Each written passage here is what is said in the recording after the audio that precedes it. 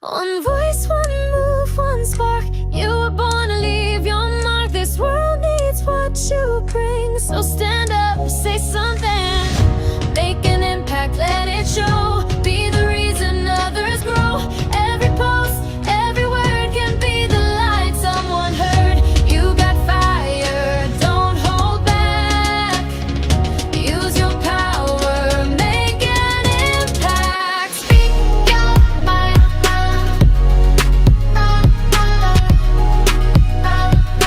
Make an impact. You don't need a million views to change a life. Just speak your truth. One real, one heart, one share. That's enough to show you care. Every action, every day leaves a legacy in some way. Be the voice that lifts the dark. Turn your passion into art.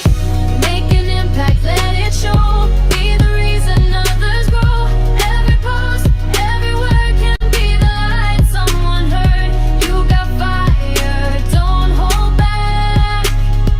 Use your power, make an impact. Speak your mind, take that stand. Someone's waiting for your hand. Be the change, be the spark. Your story is where others start. Make an impact loud and clear. Even if just one can hear. The ripple starts with you today. Shine your truth and lead the way. You got fire, don't hold back. Go all in, make that impact.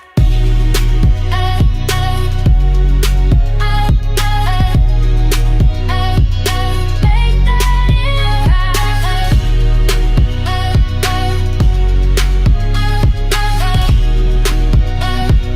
Make an impact.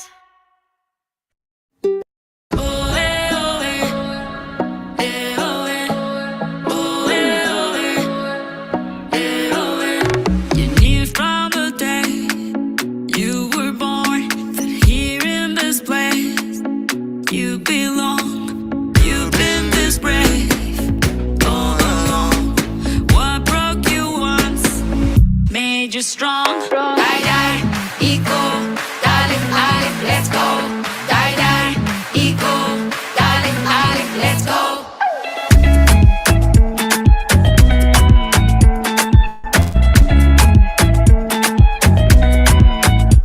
Come follow your desire. When there's a will, there's a way. You're the owner of that fire. No one can take it away. Sweat and blood to write your story. That is how you pave the way. You're about to reach the glory. Only one step away. All the highs and lows, all the tears and the pain. You've been there through it all, been through it all. Just do it again. Now you get to believe, I believe. Cause you know what it takes to believe in my dream. At the top of your game. Feel it, got everything you need it. Now bring it like you mean it. Just like you mean it. Vale, olvida lo que vale. Juega como tú sabes, como tú sabes. And it's just contagious, you know. And it never fails. No, no, No one's getting tired. I know. You got that fire. Hey, yo, bring me a little higher. Let's go, let's go, let's go. Hey, yo. Hey, yo. We've taken all that our hearts can hold. And we can't hold on to the past no more. From the dirt and the tears we make gold. We are more than flesh and bones. All the highs and lows, all the tears and the pain. You've been there through it all, been through it all. Just do it again. Now you got to believe, I believe. Cause you know what it takes to believe in my dream. At the top of your game. Feel it, got everything you needed. Now bring it like you mean it. Just like you mean it. Vale, olvida lo que vale. Juega como tú sabes, como tú sabes. Pelé, Maradona, Maldini, Romario, Cristiano, Ronaldo, El Vive, Iniesta, Beckham y Kaká. Messi, Mbappé, sala, Brasil, Uruguay, Argentina, Colombia, US, England, Germany, France, South Africa, España, México, Japan, Korea, Netherlands. Oh, eh, oh, eh. Eh, oh, eh.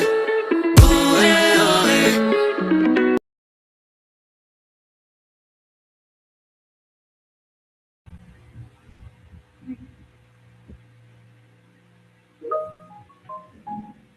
Okay, good morning, everyone. Good morning, and you are welcome to day two.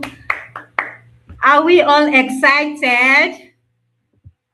Please, if you are excited, let me see the emoji in the chat box. Are you excited to be here for day two of the orientation? Hello, I can't see the emojis. Let's see. Okay, let them keep coming in. Good. I can see them coming now. Amazing, amazing. Good to have everyone here today. Welcome, welcome, welcome. Okay, so we are going to be starting just right away, and I would like to share briefly how um, the onboarding for today, the agenda we have. I would like to share that on the screen briefly so that we can see what we are looking at for today. Okay, this is our day two. Please confirm you can see my screen.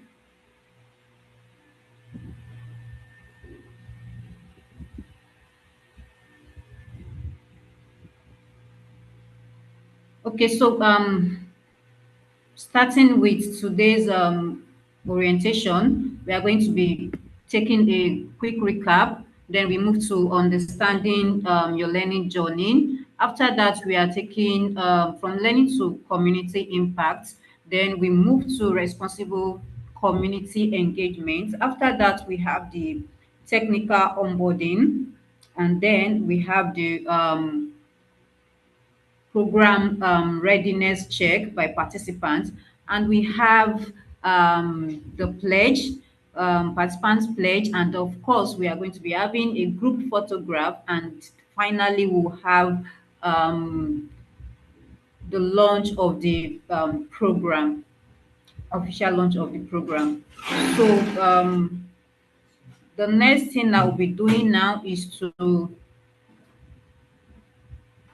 move straight into what we have on the agenda. So for the first thing on our agenda, which is the recap from yesterday, so I want this to be interactive. So let's drop in the chat box, what were the takeaways from yesterday's session? What did you take away from yesterday's session? Please, let's go ahead and start dropping all of that. Please use the chat box. Tell us what you got from yesterday. So yesterday we had session on okay, so we had welcome address from our CM. We had a session that walk us through on what Tech for Dev and the BDEI program is about. And we also have a session on the program structure, right? Also we had a session on expectation, participants expectation, right? So just share on the chat box what were the specific things you took away from each of the session, maybe just one. Okay, someone said storytelling. Okay, so Kingsley, I can see storytelling. Do you want to drop what specific thing you took away from the storytelling session?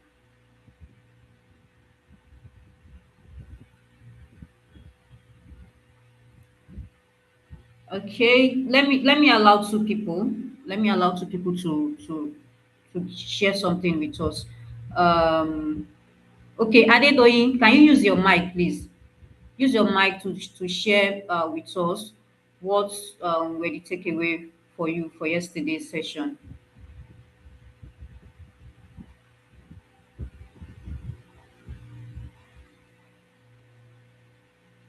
Hi, Adedoyin, can you hear me? Okay, Shalom. You can use your mic while we wait for Adedoyin. Shalom.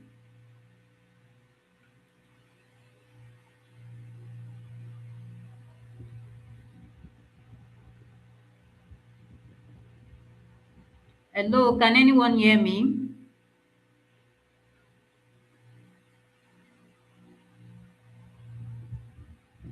Okay, Shalom, are you able to speak?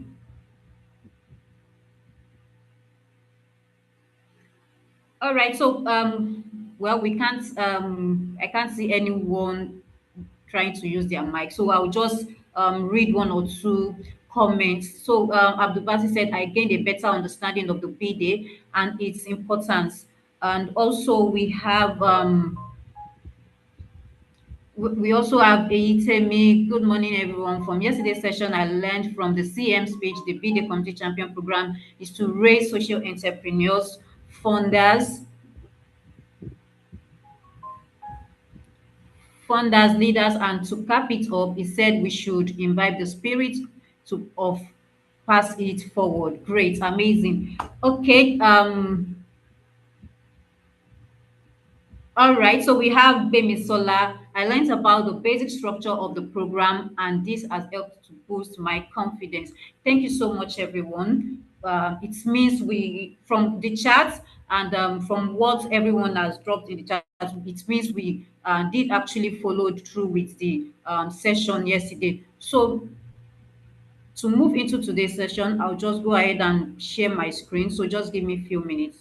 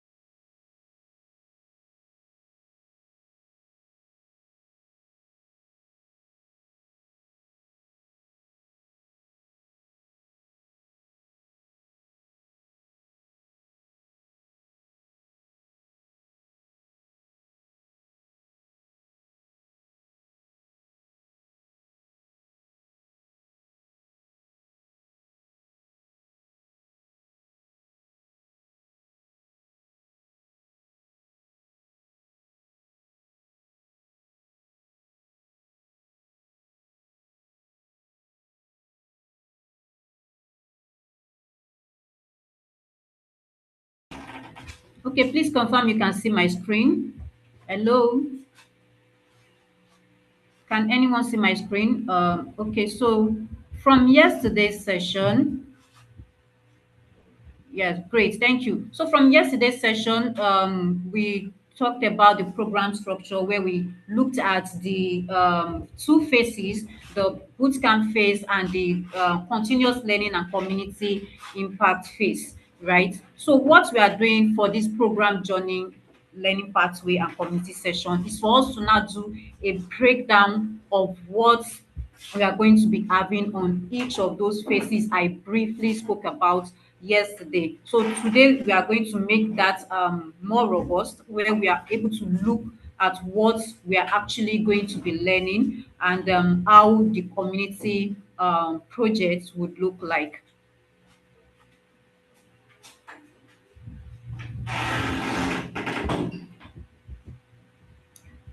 Okay, so moving to phase one, which is the first phase. So don't forget the program have two phases, the bootcamp phase and the continuous learning and community impact phase. So starting with the phase one, we have 4 weeks duration to cover everything for phase one, which is the bootcamp phase. And this phase is really, really intensive. We are going to be having learnings 3 days per week for 4 weeks.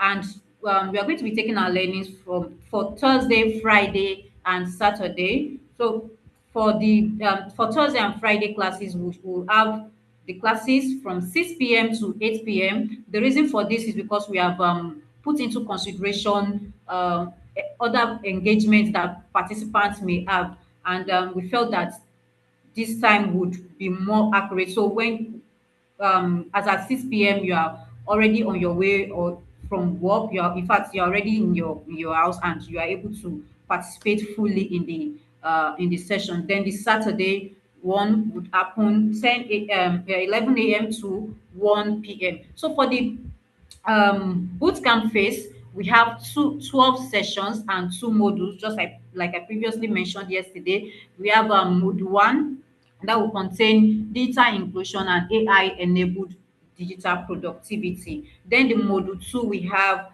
leadership and community impact. All of these, we are going to have 12 sections to cover the two modules.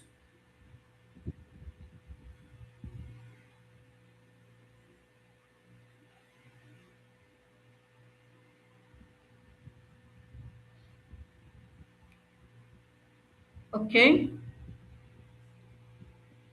So for the module one, which is the digital inclusion and AI enabled digital productivity, we are going to be having sessions on digital inclusion for sustainable development. We are going to be looking at AI foundations. We are going to be looking at AI for productivity. One, so we are the AI for productivity. We are going to have two sessions on that: AI productivity one and AI for productivity two.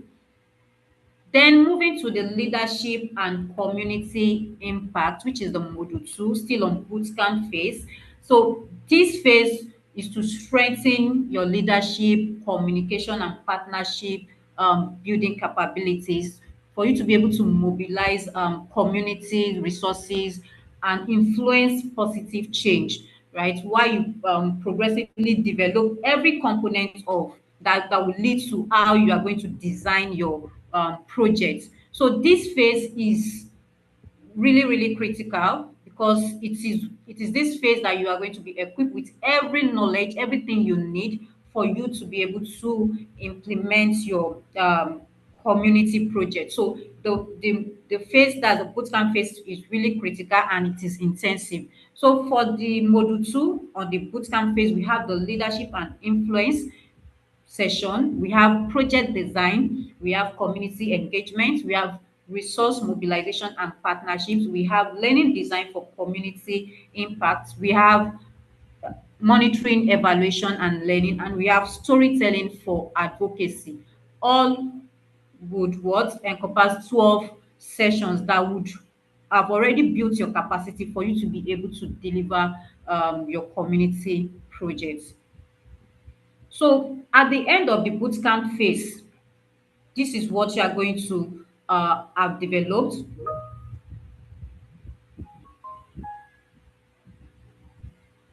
Okay, I've just been notified that my screen is not showing. Please let me see to that. Okay, I'll just stop sharing and share it.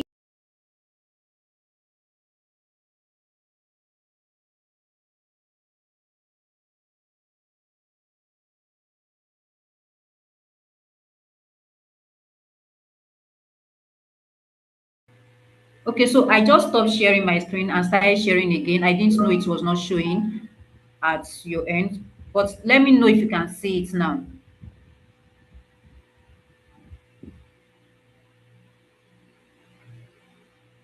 Please confirm you can. Great, thank you.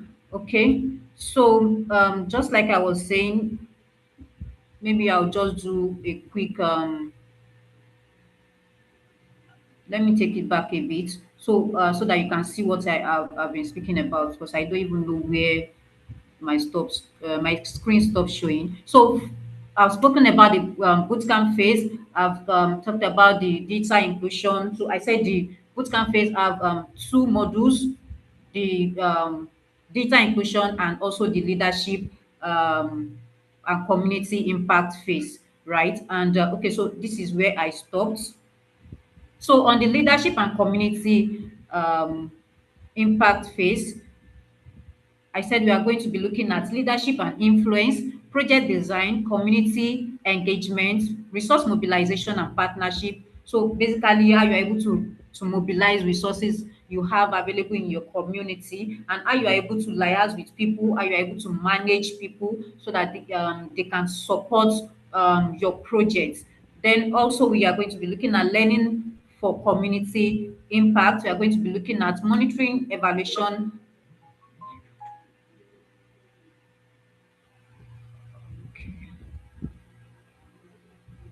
Okay, please, my screen has stopped showing again. Can you see it now?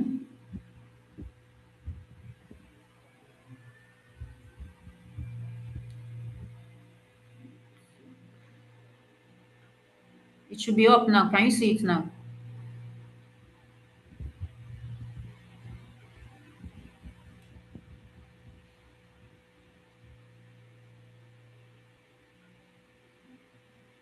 Okay, great.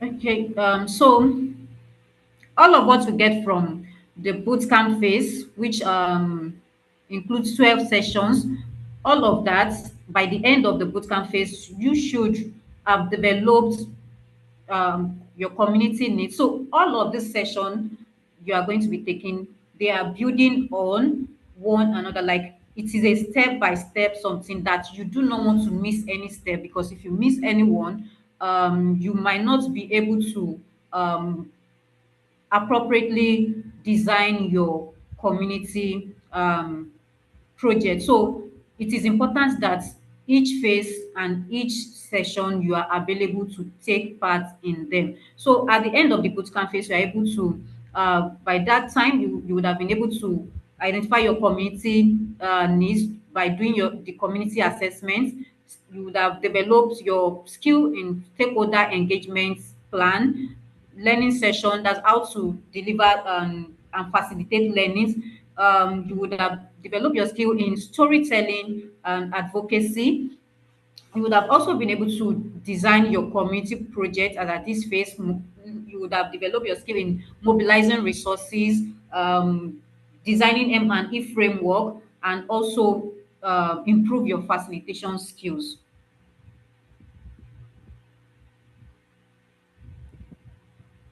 So this is this phase, like I said, each phase is critical. So this is assessment workflow.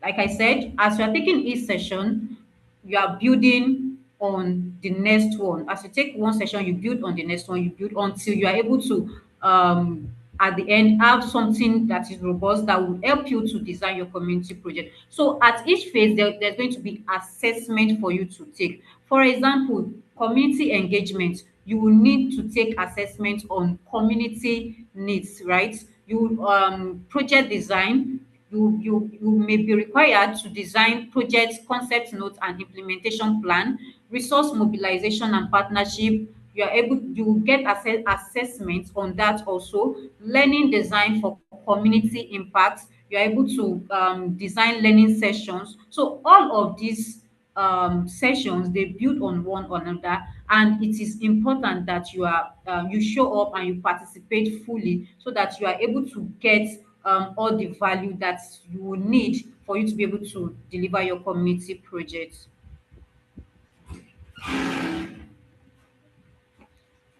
Okay, so the community project design. So for the community project design, we are going to be looking at, so we are going to be sharing a community project design template with you, right? Such that you are able to now build your own community project document using some important sessions, some important learnings you have taken from the bootcamp phase to develop your own community project design documents,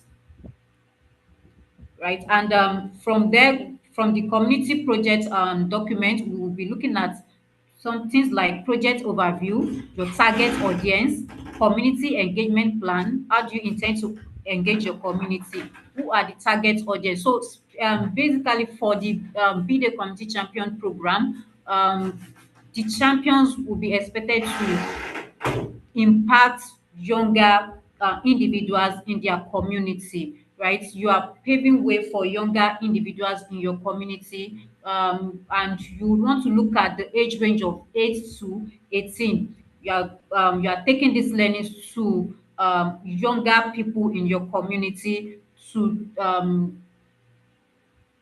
deliver learnings on digital skills, AI inclusion, and basically paving way for them, showing them the learnings you have already taken. So also we are going to be looking at resource mobilization. So on your documents, you are going to be telling us how you intend to mobilize resources in your community. Also, we'll look at the communication and the storytelling plan that you have. And also, we are going to be looking at the needs assessment. Have you identified the needs of the group, the target audience, and how do you intend to address this challenge that this particular audience have?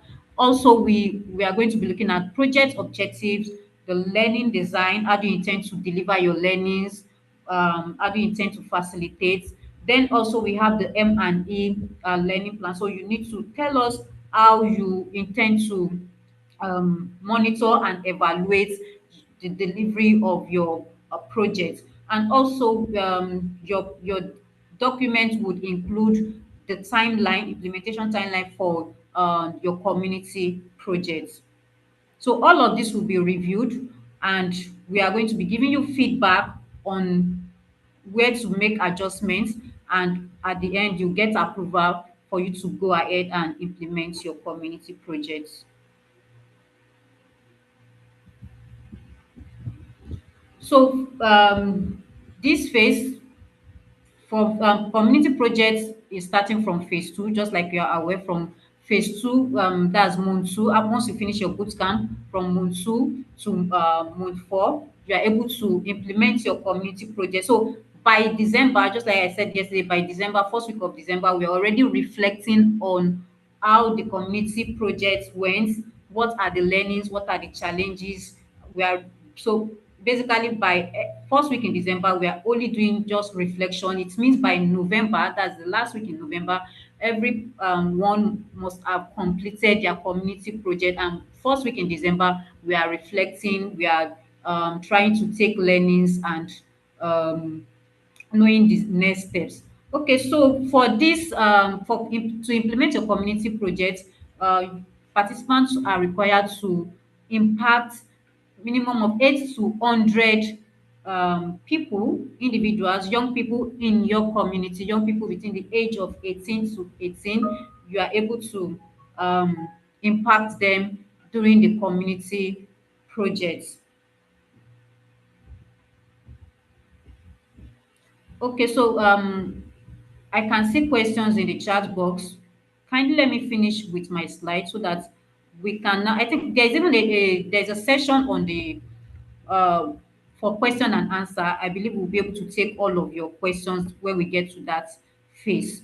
Okay, so for the phase two, we have the leadership series. That's where we continue learnings. We have our leadership series. We are going to be looking at financial management and community leadership, data and cybersecurity awareness, personal branding, professional visibility. We are also going to be looking at policy research and advocacy. And lastly, which is sustainability and scaling impact. So for our leadership series, which is on phase two, we are going to be having 5 sessions, and they are going to be happening bi-weekly.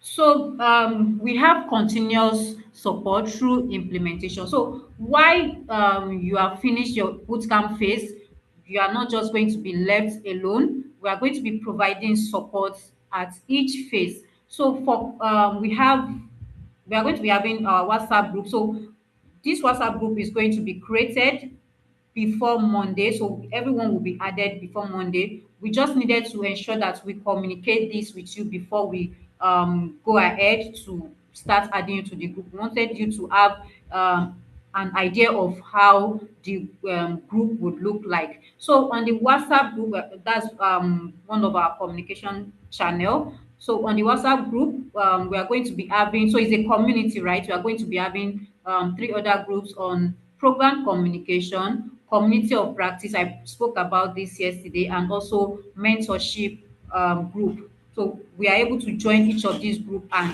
participate um, during conversations. Okay, I think I need to run now. Okay, so lastly, we have resources that you'll be getting throughout the journey. So we are going to be sharing several resources, just like we mentioned yesterday. You will get the program participant handbook. It provides information on your learning journey, assessments, certification, community projects, participant support, policies and guidelines. And also, we are going to be having session-based learning resources. So all session we deliver, you are going to be getting the resources which will be available on the learning platform. All of that will be available on the learning platform. And also, we are going to be getting community champion toolkits, basic digital literacy curriculum, basic digital literacy curriculum, facilitator guide, lesson plans, slides, name it, any everything you need for you to be able to deliver your community project. We are going to be providing all of that. So I believe that should be all. So thank you everyone. That is all from my end for this session on program um joining learning pathway and community impact. So we are going to be moving straight into the next session. Would have loved to take questions now, but please let's wait till the session where we have the question and answers so that we are able to take all of your questions. Please stay throughout the session so that you are able to bring your questions. We'll give you the floor to speak. You ask your questions and we are able to address them. So the next one now is, let me bring back the agenda.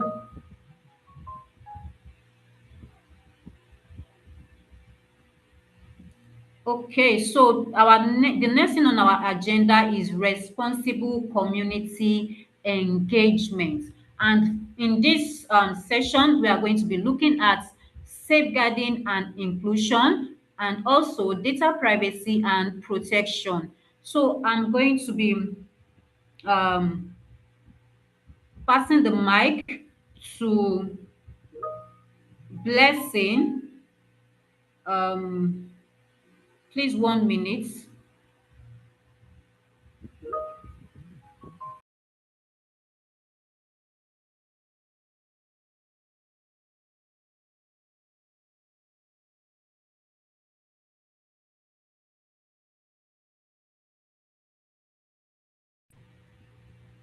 I promise, please, can we have the music for now? I need about 2 minutes to.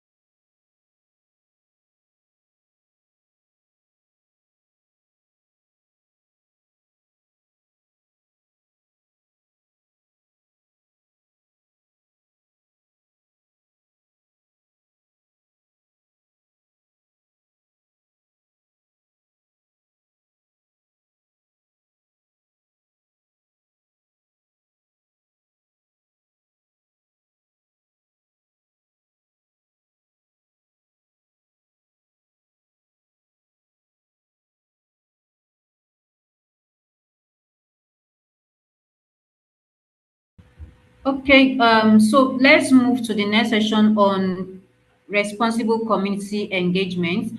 And we are going to be having the session on data and data protection. I Blessing, are you in now? Can we?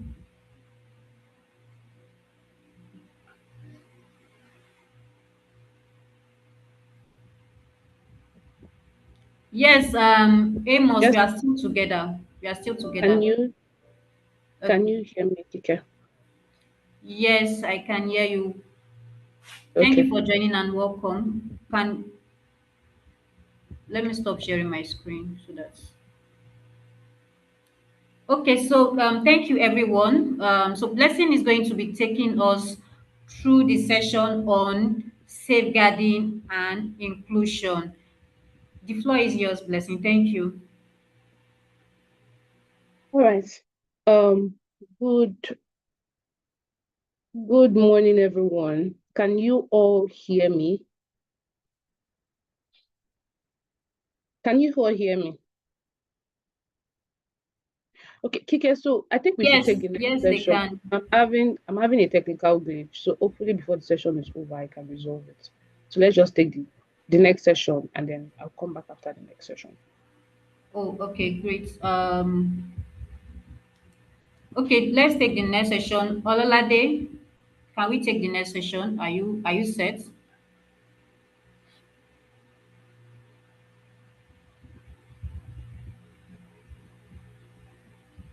on technical? Hi, Kike. Good morning. Please permit me to give me a few minutes All to right. switch my camera. Thank you very much. So, Thank you. yeah. All right. Good morning, everybody. I don't know if you can see me now. My camera is on, but for some reason, I'm not popping up on my own feed.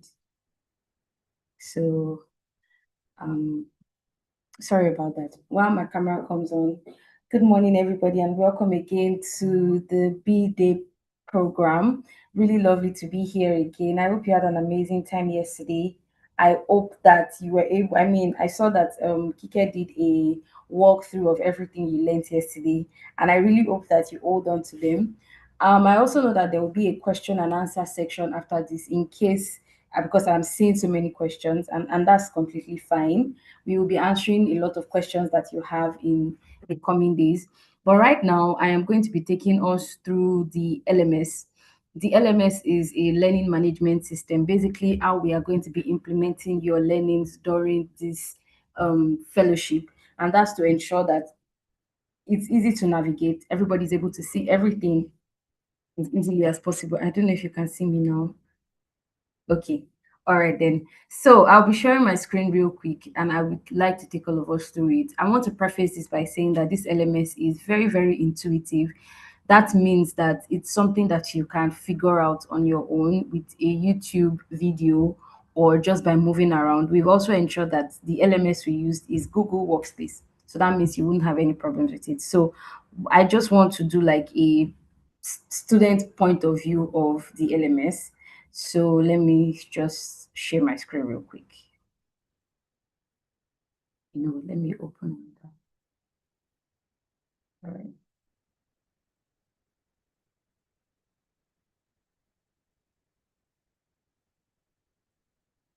Okay, so let's imagine that you open your Chrome. So please, to be able to access this LMS, you have to have your Chrome browser open. You cannot use it on any other browser apart from Chrome, and that's because it's a Google product, right? So we have the view of the administrator. That's tech for the people that administer it.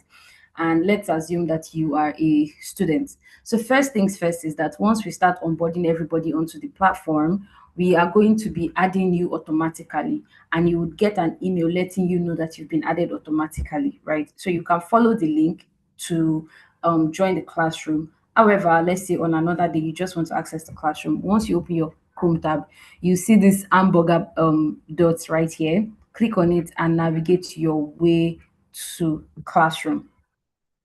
So once you open Classroom, because you've been added to the class, immediately you open Classroom, you should be able to see this page. So like I said, you've been added automatically. So you should be able to see this page because you've been added, right? And of course, this is a test class. So that's why we see test class here. So you can see that it is under BD.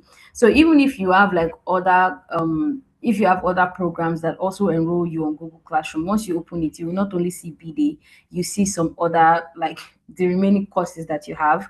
So this homepage just shows you like what you need to do. So you see that you have a to do tab and you also have a class learning tools. Now all of this has not been set up because this is just a test platform just to walk everybody through it.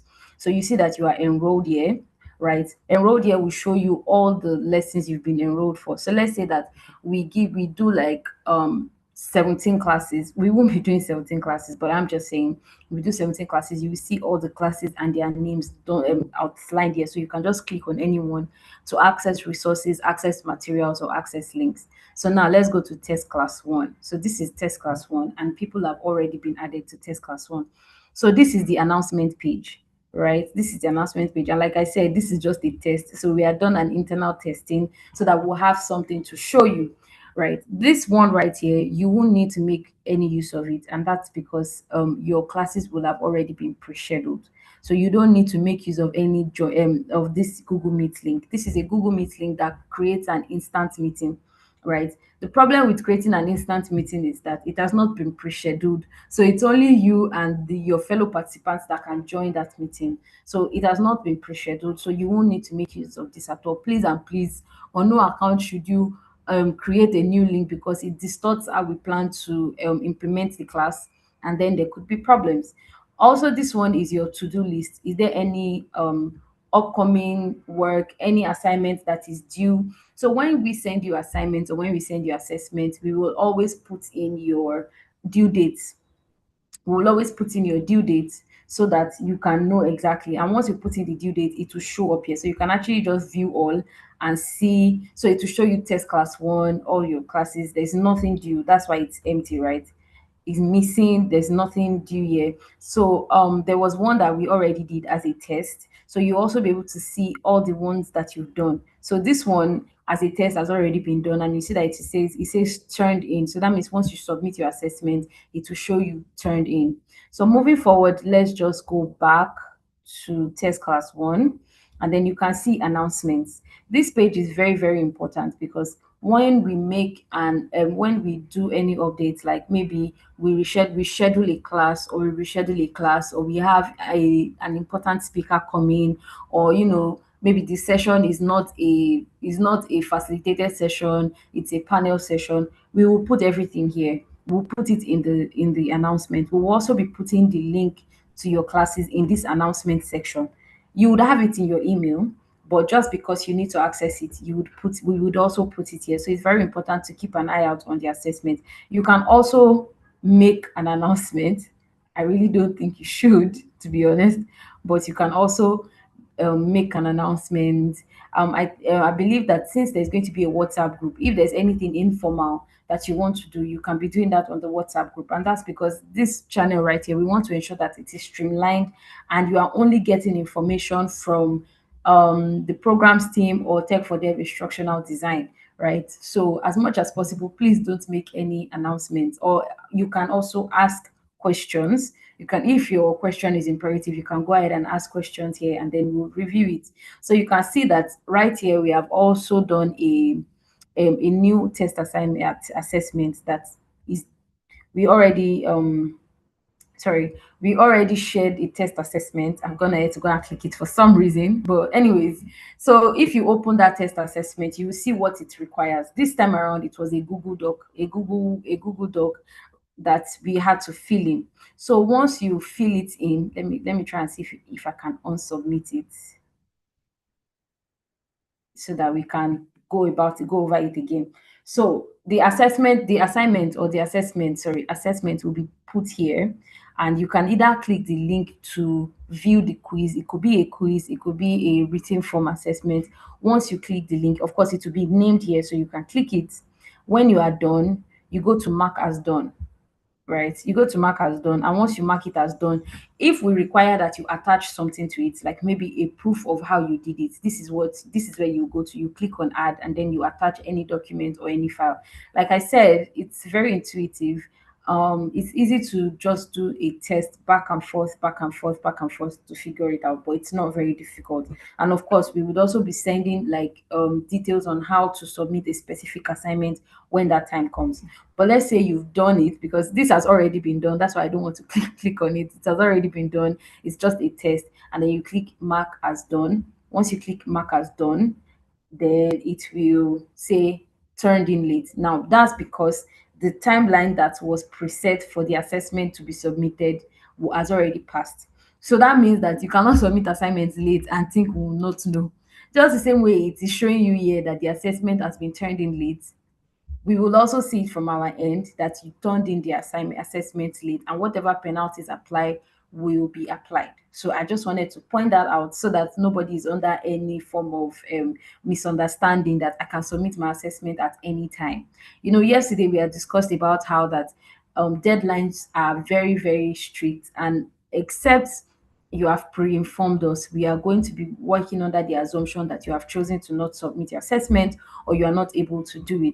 And that's because we have professionals, we have subject matter experts that are actually the ones marking these things and the ones that are taking their time to review it. So in a situation where the subject matter expert is supposed to have just today to the subject matter expert is supposed to have just today to mark all the assessment, and then you turn it in like 2 weeks. We can't call the person back to come and figure it out.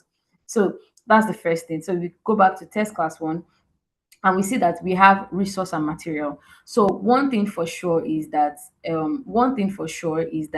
you will be getting free resources and free materials ahead of your classes. So you would see everything outlined. It could be a video, as you see here, a YouTube video has been linked. This is just a test YouTube video. As you can see here, a PDF as well. So any test, any necessary resource that we think you would need before the class, during the class, and after the class to read up on. It's like your textbook in a sense. We will also upload everything here. All you just have to do is navigate to test material or test resource, click on it, open it, and then get access to it. So it could be a link, it could be a country, it could be a PDF, it could be a anything whatsoever actually. That is how you access it. As we have already promised, we are going to be giving you as many resources as possible that you can make use of. This calendar here, you can also click on calendar here. The calendar will show you what is due, when it is due. So this test assignment and test assessments that we created as a test was due on Wednesday, 11:59 a.m. So you can see all of that here. So you can also check, is it all classes you want or is it a specific class that you want, and to show you everything here. So you see that it's very lovely, very nice that you have all of these things. You can also archive your classes. Now this one is for if you have a more robust class. It's not very imperative right now, and then you can go back to home and just navigate. So all of these things will populate immediately by themselves. So it's very, very easy to work with. And we've not added anybody yet because we don't want to get anybody confused before doing this live walkthrough. So we decided we'll do the live walkthrough and then add people to classes. So you'll be added to your classes. The link will be in your email address. However, if for some reason you still cannot find yourself added to your class, if you cannot find yourself added to your class, there will be a code sent along. So what you just do here is click here and click join a class. So when you click join a class, it will ask you to input your class code. Now, you won't need to do this because it has already been done. But if for some reason you can't join your class, you just tap in your class code here. We will also be sending the class code in the email as well in case you just can't figure it out. But once you click on the hamburger icon here on your Google on your Chrome tab, it's very easy to navigate all of this. So what I'm trying to say is that once you get access to it, once we add everybody and you get access to it, this is what your home page should look like, and then you can continue to navigate as things go. I really hope that is clear, and I really hope that it's very understandable and intuitive enough. If I will just be taking, okay, I think that we have a, oh, did somebody say they couldn't see my screen? I was sharing my screen throughout. Yes, Ololade, I think about 3 to 4 people. Maybe they have a network issue. So I don't know if we can just briefly display the platform again so that they see how it looks like. I believe they heard all what you said. Okay, I'll just reshare my screen. I am so sorry about that because I was sharing my screen. I couldn't see the chat section. So let me just try this one more time. All right. I will just wait on this a bit and check, go back into the comments to see if everybody can see my screen.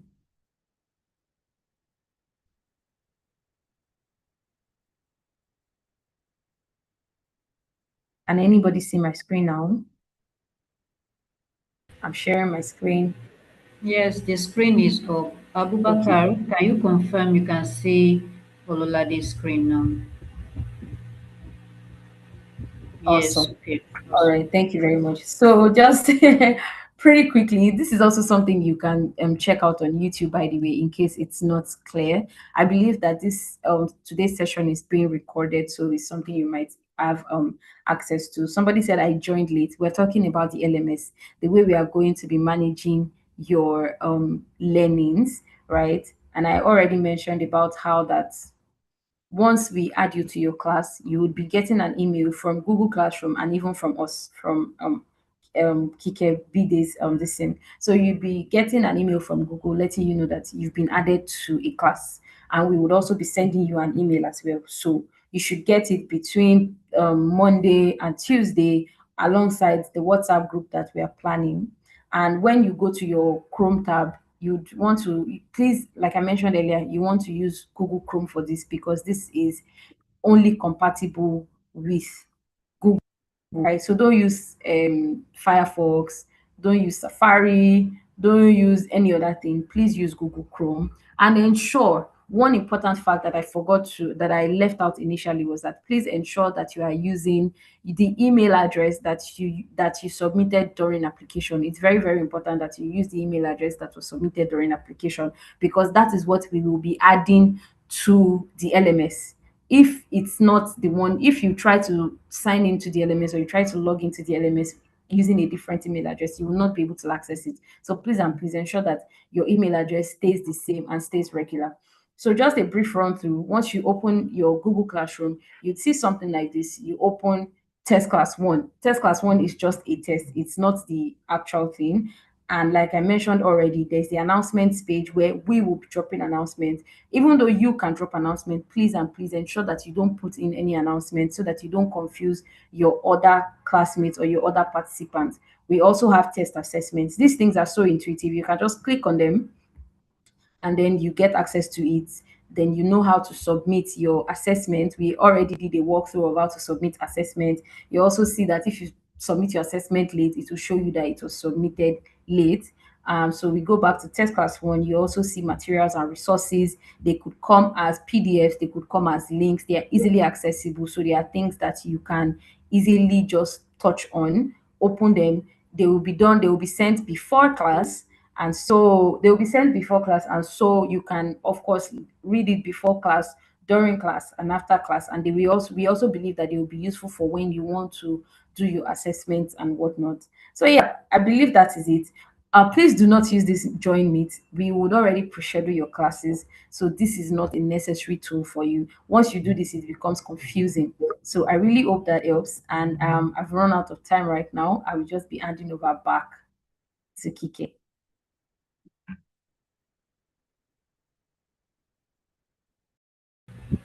Okay, thank you, Ololade, for that amazing walkthrough.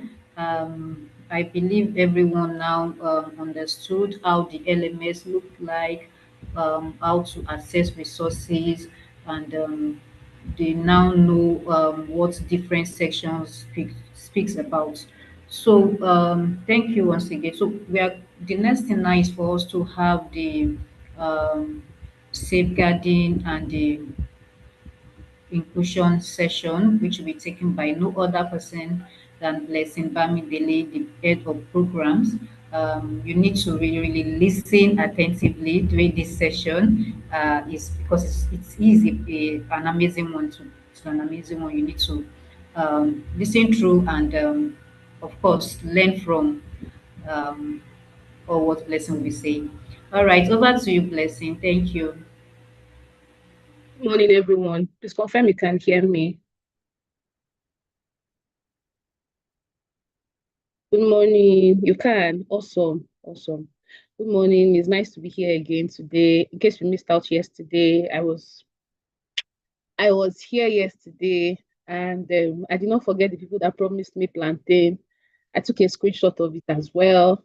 I'm excited to be here today. I hope you're excited, and I hope that we're going to be learning together. Um, I did not eat plantain yesterday. Oh, I did not eat plantain. Somebody promised me plantain, so I'm hoping I will get my plantain so I can eat the plantain. But yes, it's also to be back. I have just 10 minutes, and I would love to maximize the 10 minutes with you very, very, very, very fast. So on today's okay, so on today's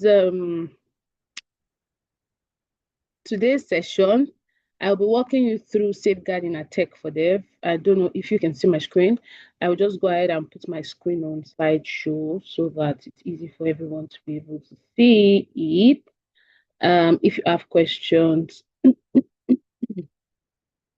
questions, I would also take your questions by the time I'm done with my session. But give me a moment to put this on slideshow. Okay. Um, just give me a moment. I'm not certain why today of all this the text time is not taking. Okay, let me just stop sharing, put it on slideshow, and then come back to you. Okay, so while we're at it, today we're going to be looking at safeguarding and inclusion at Tech for Dev. It's quite something that is very, very peculiar to us at Tech for Dev. But for today's session, my focus should be majorly on safeguarding, and that's because we just have just 10 minutes for the session. But we have a robust session that will be taking on we have a robust session that will be taking on safeguarding and inclusion that is part of your curriculum. So I think that that particular session will do a whole lot of justice for us, right? But for the purpose of the session today, okay, so also for the safeguarding, we've divided the safeguarding into two sessions. Safeguarding to you as a participant, because we consider you right now as a participant of our program. The next session that we'll be having would be considering you safeguarding to you right now as more like a champion of this program who is going to be delivering to participants, right? So I hope you understand what I'm trying to explain. So what we'll be sharing today will be most likely what we won't do to you, right? And then by the time you have the fuller session, no, wait, the screen is not up yet. The screen isn't up yet. What we'll be doing to you today is we'll be sharing safeguarding to you as a participant on our program. And then by the next time, okay, I believe you should be able to see my screen now. Can everyone see my screen? Yes, your screen is up. Okay, great. So today is going to be safeguarding to you as a participant, while the next section is going to talk about safeguarding to you who is going to be delivering to other participants the things you should know, the things you should do, and the things you shouldn't do, right? And how you can carry everyone along as you journey through the um the cohort, as you journey through this cohort.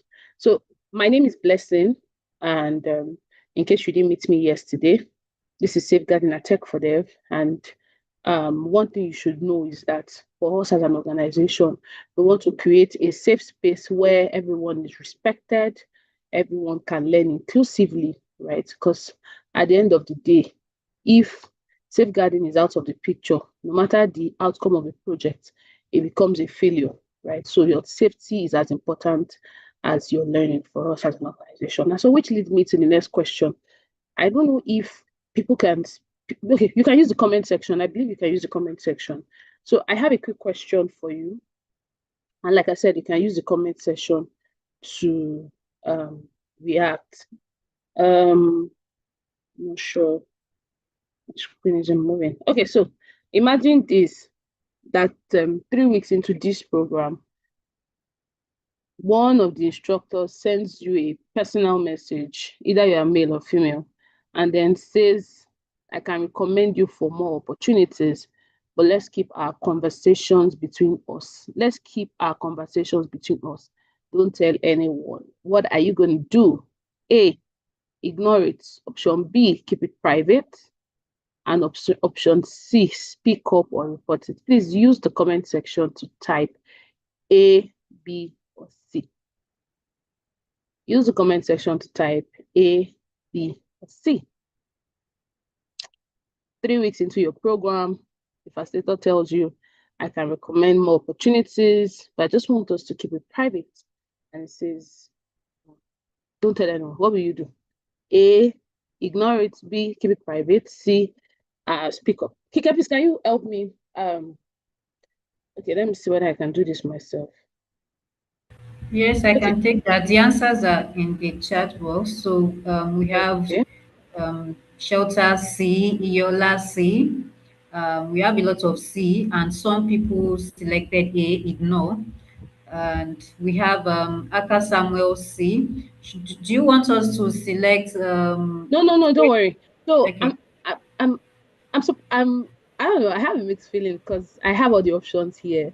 Everybody, Mm, some people yes. selected A, ignore. Some people say selected keep it private. There's a name, the unique one. I would really love to know why you would keep it private. Same with Kabiru. I would really love to know why you would keep it private. Then I also saw that Daniel Welao says you will ignore it. I would really love to know why you will ignore it. Can they speak or can they use the comment section? Yes, they should be able to speak. Okay, please let me start with I think I've gone very far right now. If you want, if you know you picked B, like keep it private, you can just raise your hand and then Kike will call you to speak. Yeah.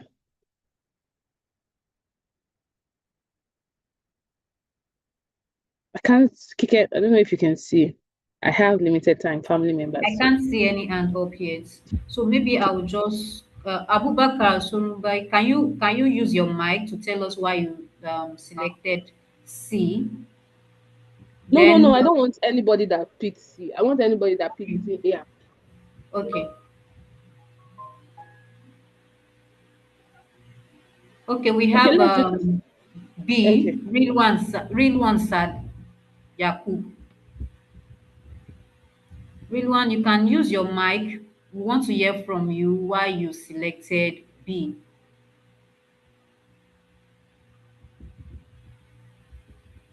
Oh, okay. So you can use the chat box. They can't see the mic option. So you can use the Mm. chat box. Real one, please go ahead and share with us why you selected B. Okay, so I can say a number. I think I would just like to move on because of time, right? So someone says, and that's Gene Sunday. I apologize if I murdered your name. Says, hey, I will ignore it because it's only a message, and that's the first time of getting such. Okay. Um, and that's the only person that I've said the why because of the option he selected or she selected as it were. Um, uh, okay, please just use the comments. Well, to me, this isn't my first time of getting things like this. I ignore them, but if it persists, I report. Okay. All right. Thank you, everyone, for sharing your thoughts. I think I'll just move on right now. A number of thoughts. Somebody said the reason I selected B is because the message came in as private and I will observe. I will speak up so that, okay, someone who selected C say I will speak up so that no other person falls victim. Okay, so I like the perspective that we all brought to the table, right? But I would say that a safeguarding issue is not particularly a private issue, right? A safeguarding issue is not particularly a private issue. And the reason is that, especially now where silence can be miscommunicated or silence can be misunderstood, right? If you have someone who is considered or is supposedly supposed to be professional sending you a message and asking you if you keep it private, then something is wrong. Why? is he asking you to be private? And let's also remember that in the last session we had, yet that's before I came up, Ololade talked about some of the places where we'll be sharing information. Ololade never mentioned that we'll enter into anybody's private DM. So why is somebody entering into your private DM? Why are they telling you to keep it? Because I mean, if you ignore and you keep it private, then it gives them room to share more, right? And you don't want to burst out at the point where you are tired. So it's just best to speak up or report it. Very, very important. You may not, so the thing also is that speaking up or reporting it, the person may not mean harm, right? But speaking or reporting it helps to set boundaries. Excuse me. Speaking up or reporting it helps to set boundaries, and that's where we are going to. I think I have very few minutes left, to be honest, for this session. I'll just move on. So this is one thing I want to let you know is that at Tech for Dev, we have our commitment to you, and our commitment to every one of you here is that we would make you feel safe with us. We will treat you with dignity and respect. We will make you learn without fear, so you don't have to be afraid of any form of abuse or harassment or discrimination. That one, you need to know that we take it personal. And then finally, we would help you ensure that you can speak up freely without fear in the case you have to ever report. You won't be scared that somebody is going to harm you because you raised your voice or you opened you spoke about something that affected you. So we are moving on to the next, which talks about this safeguarding that we have been looking at now. Okay, so I'm not sure what's happening. I think my network is not networking. Yes, what is safeguarding? This safeguarding that we have been talking about, this simply means that we are protecting everyone who goes through our program. And that's why I said the session is going to be in two, because you are going to go through our program and you're going to redeliver to other people. So they will be indirectly participants of the program too as well, right? So we'll make sure that everyone who goes through our program is very safe from harm, right? Harm that has to do with abuse, sexual harassment, sexual exploitation, bullying, discrimination, anywhere at all. Somebody should not be discriminated because the person has a disability, right? Somebody should not be discriminated because of gender or because of whatever that is. So one thing that I want you to know about safeguarding is that we're going to protect everyone who goes through our program. And we also want you to protect everyone who you'll be having an encounter with as you go ahead to deliver your program. Because it's more like us. I mean, the other session is going to speak more from an angle of training you to be able to also let other people know, because you may not I mean, we don't expect anybody to violate, but some people even live in an apartment or live with uncles or aunties. Some of the people you will be encountering whose rights are probably being violated, who are probably going through one or two of these things, and don't even know that something is wrong with whatever they are going through, right? So you are going to be that voice that will be able to help them identify such. So we are also committed to safeguarding across training venues, whether virtual or physical, whether WhatsApp group or any other learning platform we are going to be using, right? So that's one thing you should know about safeguarding. So this is what we want you to know, that as a participant of our program, especially this program we are currently on, you have a right as a participant. You have a right to dignity and respect. You must be respected by others as much as you respect other people. You have a right to a safe environment. Your learning spaces has to be free from abuse. So it is us committing to you and you also committing, because we can make the environment safe for you and you are making the environment toxic for another person, and that's not something we want, right? So we frown at such. So we are committing to you that environment for learning will be safe, will be free from abuse, harassment, or any form of discrimination. We are also committing to you as a participant, and we're letting you know that one of your rights is for you to be able to speak up when you see something or you feel that something is wrong. And then most importantly, we want you to know that we will hear you when you speak. We will listen to you when we speak. When you speak, rather, we will listen to you when you speak. So Some things you should know that are never acceptable behaviors. They are never, regardless of who is offering it to you, they are never acceptable behavior. Number one, sexual harassment. And what is sexual harassment? Has to do with somebody joking, making comments, sexualizing your bodies, either as a male or a female, sexualizing your body, sexualizing one part of you. Um, that's an harassment, right? And it should not be accepted. Bullying, somebody threatening or intimidating you, humiliating you because you know something or because they are above or a superior to you, right? We do not accept bullying as an organization. We do not accept it on any of our program, right? Next is discrimination. Cannot be treated unfairly because of your gender or because somebody has a disability or because of your religion or anything at all. We don't discriminate as an organization. We're all fearfully and wonderfully made by God, so we don't even discriminate.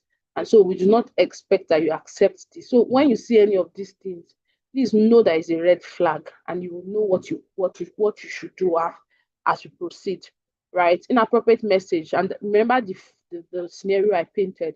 Somebody is sending you a personal message or images, like somebody likes, because they like you, they're sending you images. Some people go as far as sending X-rated images, or when they're having conversations with you, they are speaking in X-rated tones. They are inappropriate behaviors. And the thing is that when you accept it, you give them the room to continue. And that is a very wrong behavior. The next is unwanted physical contact. Anybody touching you without consent, touching you in areas you're not comfortable with, you need to speak up. You need to let them know, I'm not comfortable with this. I do not appreciate being spoken to. Thankfully, this program is across 36 states plus FCT, right? This simply means that you'll be engaging with multiple people per time. And so you need to be able to speak up and say, oh, I do not appreciate this. I know that, for example, the Muslim women here and most likely may not, and even the men may not be able to shake each other, you need to be able to let them know, this is me. I don't, you know, I don't do this. I need to just let people know your stand. And finally will be personal favors for opportunity. Anyone asking you for money, for gifts, for favors or private relationships, it is a no-no, right? So you should never accept it and you should be able to speak up around it. Now, I've said something about what you should not accept. And so you know that because you should not accept it, it definitely means that it is our responsibility, collective responsibility, for us to be able to keep ourselves safe. It's our responsibility to first treat everyone with respect. Let's respect everyone's boundary. Use languages that make sense, online and offline. No F word, no, all those words. We need to also look out for ourselves and we need to speak up. So, because sometimes some people who are abused do not particularly feel comfortable speaking up. So, don't keep quiet because you feel like they kept quiet. You should also help them to speak up. Yes, this is a very important slide. When you see something, you say something. And you need to know that you don't even need to know the full picture. You don't need to have the full proof for you to be able to report. I'm saying this now because even when you go into your community, you may see some of these things. One of the things that we are hoping to be able to share with you as resources can also be a list of organizations that can provide support so that when you see something, you can say something. Somebody's probably being abused. And the unfortunate part is that the abusers have tamed the survivors and I've told them that they cannot speak up, or if you speak up, something will happen and the likes. Most of the time, the abusers always make the victim survivors, right? The survivors make them feel like nobody's going to listen to them, and that's absolutely wrong. So you see something, you say something, you say something, you say something, you say something. If you experience any appropriate behavior, you say something. You just may be helping somebody, right? You see something, you say something. I'm running because of my time and also because I know that you have a robust session, right? So for us as an organization, if you are on this program, you ever feel like somebody on the program making you uncomfortable and you want to report, please take note. These particular details that I'm putting up is for you as a participant and not for the community, right? I said we are going to put up resources for communities, right? But this one I'm sharing right now is for you as a participant. You want to report something as a participant on the program that you have noticed, right? You can send us an email at safeguardingsupport@techfordev.com. You can send us a WhatsApp message on the phone number you can see on my screen. You can also call the number that you can see on the screen, and somebody is going to attend to you. Um every report will be taken seriously. You need to be rest assured that we take confidentiality very serious, and it will be reviewed promptly, right? It will be reviewed promptly. Please take note again. These details that have been shared is for you and not for your community members. If you have any, maybe you notice somebody in your community that is going through a safeguarding issue, you can reach out maybe through the programs team and say, oh, can you advise what I should do, blah, blah, blah. But this is not for the community members, right? Although we have other avenues to also put our participants in check by the time you go into the community, so that we are all, I mean, one of the key things you should know is that as a participant, I don't expect that you are the one breaking the rule. You are the one um, committing the offense in itself. No, we don't expect that. Because if that should ever happen, then we would mention that in the next training session that we'll be having with you, right? Because if that should happen, it's a criminal offense and we'll take it and treat it as such, right? And we're putting measures to be able to also see how we can validate that you yourself are not violating the rules. But this is our own commitment to you as a participant on our program. And we also hope that you are making such commitment to yourself, that you are a nation builder and you rather not destroy what you are trying to build. You will not be part of the problems of the community and the nations at large. Okay, I believe you've taken a screenshot of this number. Don't worry, my colleagues will share that with you again, okay, so that you can have access to it if you want to. Please take note, if you are reporting, report what has to do with the program and not particularly what has to do with your boyfriend and your girlfriend. I'm saying it again, because the best we can do for you is counseling. It's not that you say, I want to report to my wife. It's not a Tech for Dev program concern. It's just in case you need guidance, right? So please take notes again. I just had to provide that clarity for us all to understand. I think this is my final slide, and my final slide says that your safety matters and your voice also matters. And if you think anything doesn't feel right, you need to speak up. I said it at the beginning that no matter the success of a project, if safeguarding matters fail, then the entire program fail. And so together we can create a safe space that is respectful for everyone to learn, and for everyone to be able to thrive. I believe that you probably learned one or two. We have another session in the course of your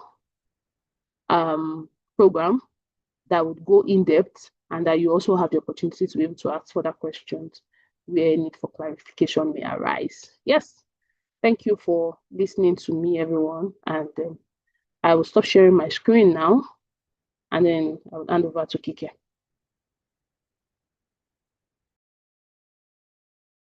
Much blessing for that amazing session. And I can already see in the chat box that participants enjoyed every bit of your session. Thank you so much. I told you guys that you just have to listen to Blessing deliver a session on safeguarding and inclusion. It's really insightful, and I'm certain that you have learned something new. In fact, I can already see in the chat box that you did learn something new.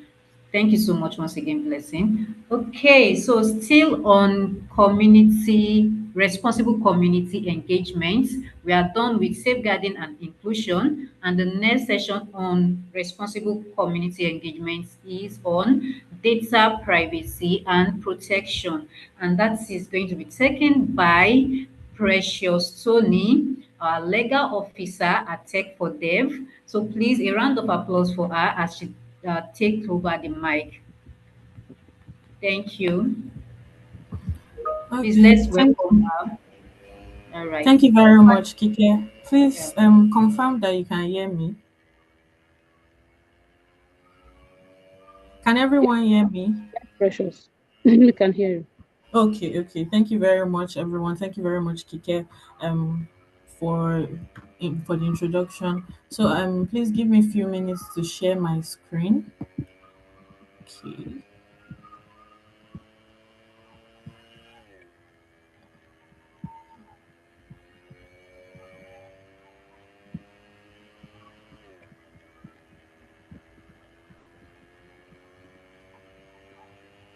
Okay, please can you confirm that you can see my screen? Can everyone see my screen? I can, Precious. You can or you can't? I can see your Okay, screen. okay. So my name is Precious Tony Akinlosotu. I'm the legal officer at Tech for Dev, and today I'm going to be taking the training on data protection in Nigeria, and this is for the purpose of protecting participants and community data. Um, so why this session matters is because your participants in the course of this program might be collecting data or information, personal data or information during the course of their project, during the course of their community project. And it is important that data protection and privacy rights are they are um, respected during the course of the project. So why this matters, you are responsible for information whenever you collect, access, store or share it. And the governing law for data protection in Nigeria, please take note of this. The governing law for data protection in Nigeria is the Nigeria Data Protection Act 2023. That is the NDPA 2023. And when it comes to personal data, the kinds of data that you might, the personal information and data, the kinds of information that you might have to handle during the course of this project includes names and attendance. So obviously attendance is usually filled with personal details and names, phone numbers, photos and videos, children's information. And when it comes to children's information, this is a very, very sensitive part because minors under the Nigerian law are required to be protected. Their information, their data cannot just be exposed without the consent of a legal guardian or their parent. So what counts as personal data? Personal data is any information that identifies the person directly or indirectly. That is, this is any kind of information that you can use to identify somebody. Okay, my name is Precious Tony Akinlosotu. My name can be used to identify me. My phone number can be used to identify me. If you have if you know me personally, you can use a photo of me to identify me. Voice recordings, location can be used to identify somebody. Even email addresses can be used to identify somebody. And as you can see here, I had already mentioned that the Nigerian Data Protection Act is the one that protects this information. It's the governing law for data protection in Nigeria. And the Nigeria Data Protection Commission is the regulator. That means the Nigeria Data Protection Commission is the regulatory body that is the regulatory body in charge of data and the rights of data subjects. So for the for just for knowledge purposes, data subjects are you are data subjects. Beneficiaries of this of your project are going to be data subjects, so you have to respect their rights, and you also have to respect their data, protection of their data in the course of this project. So your responsibilities in collection and accessing of data include the following: only collect what you truly need for the activity. So please, when you're collecting data during the course of this program, make sure that you are only collecting data that you need. If you don't, there are some data or information that might not be necessary to the success of your project. For example, um, asking about somebody's marital status when you don't need it in the course of the project, asking for somebody's health information when you don't particularly know, when it is not important to the project, even just asking for personal information when you don't need it during the course of the project. Please know the kind of information that you would need for whatever activity that you're going to be doing, and restrict whatever information that you're going to be collecting to what you need for that activity. Den tell pipu why you are collecting their information before you collect it. Don't just um don't just give consent forms, don't just give attendance sheets just because you need to collect people's information. Explain to them that we are going to be collecting your information for the purpose of so. And also make them understand that after we have used your information for the completion of this project, we are not going to be using your information for any other thing aside aside for the purpose of this project. And also get consent. Attendance is not automatic consent. The fact that you have collected somebody's name on the attendance does not mean that they have consented to using their photos or their videos for the purpose of the program. You will have to we take for them as designated consent forms that um that will be shared with you if necessary. So when you need consent, maybe you want to use a video or a photo during the course of this program, please seek proper consent, get consent. Don't just assume that because somebody has shared their data with you, then you can go ahead to use their data for whatever you want. Also, when it comes to access, only view and use information relevant to your role. Don't anything that let's say, let me use an organization for example. I am the legal officer. If there is nothing, if I don't need the information of somebody in the finance department, I don't have any business going to access information from the finance department. So please make sure that whatever information that you are going to be using, or whatever information you're going to be viewing, is important and relevant to your role. Don't browse records out of curiosity. I get that there are some times that it might just cross your mind that you want to let me even see who this person is. Let me even see what this person's achievements are. Please, we do not encourage that kind of behavior. Just browse records that are necessary or that are useful to this program. Please don't don't browse any records out of the curiosity in your mind, and keep to the purpose you told people about. So when you're collecting data, don't go beyond the purpose that for which you have collected the data. Make sure that you are keeping to the purpose. For the purpose of this community program, we are going to be collecting your data, and you have already, like I said earlier, you must have informed them. Make sure that you are also not going beyond the purpose for which you have collected data. Okay, I'm sorry.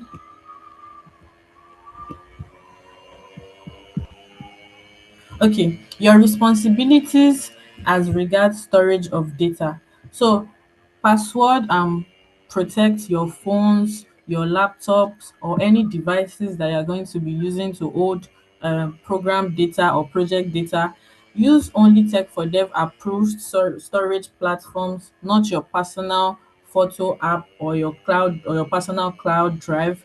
Keep paper if by any means you have to use paper forms or paper attendance or registers, please make sure that you are keeping it physically secure.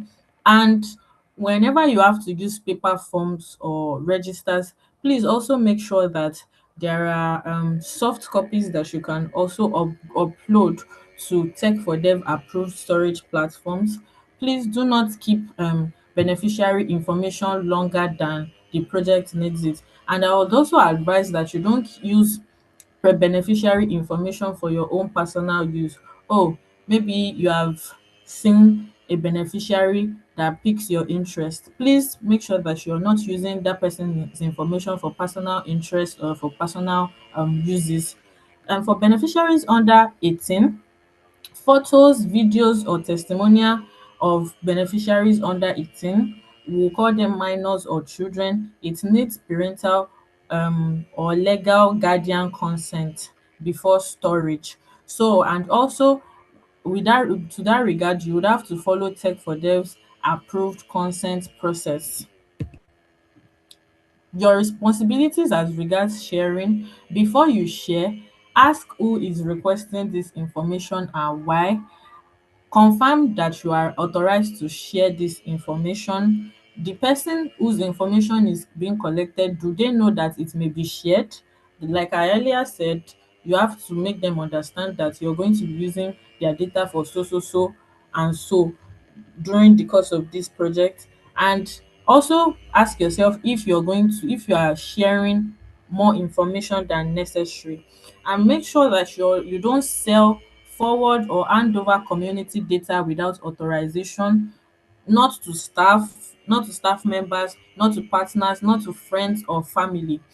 When it comes to social media platforms, um convenience does not override privacy. So the fact that something is convenient for you does not mean that you should not think about the rights of privacy of maybe the beneficiaries or the community data that you are going to be dealing with. So explain how a photo or testimonial will be used and get consent before posting. Okay, in cases where you have to add beneficiaries to a WhatsApp group, make sure that you are not exposing phone numbers or details of any beneficiary. Tagging, make sure that when you have to use your social media platforms, make sure that you're not tagging or naming beneficiaries, especially children. Like I earlier said, the information of children can be it's very sensitive because you have to get consent from their legal guardian or their parents. Make sure that you're not naming or tagging beneficiaries or social media without the consent of their parents or their legal guardian. So if something goes wrong, um let's say in the situation that maybe a data breach has been committed. First of all, how do you recognize the data breach? Maybe you have sent a list to the wrong person. Maybe you wanted to send a list for the purpose of the project, you are sending it to your friend, or you lost your phone, or you lost a note, a maybe a book or forms with beneficiary details, or maybe a private photo or video has gone public. What you should do is don't try to hide it or cover it up. Take immediate steps to limit further exposure. If this requires reporting to um contact contacts that have been provided by Tech for Dev, please do so. Like it's already in item 3, report it right away to Tech for Dev channels and contacts. So anytime you've discovered that a data breach might have happened, maybe you've lost your phone or you lost a device that you're using for the community project, please make sure that you report it to Tech for Dev channels and contacts that have been provided to you during the course of these sessions. Also follow Tech for Dev instructions regarding data protection and privacy. Don't contact affected people yourself unless you have been told to. So if you discover that a data breach has happened, please don't go ahead. After you have reported, please don't go ahead to go and inform um the affected person unless you have been authorized to do so. So 5 words to remember in the course of dis program: collect only what you need, don't collect too much information, explain, tell people why you need their information, protect information, protect the data or information that you're going to be collecting because of this project. Share carefully, only when it has been authorized and necessary. Please, when you're going to be sharing or storing information, make sure that you're being very very careful, as so that data breach concerns will not be raised in the process of completing this program or your community project. Also report immediately if something goes wrong. So data protection is not just a legal requirement, it is also a part of respecting the people and the community. And one thing I'm going to finish with is you don't need a lawyer to be able to understand what data protection or privacy entails.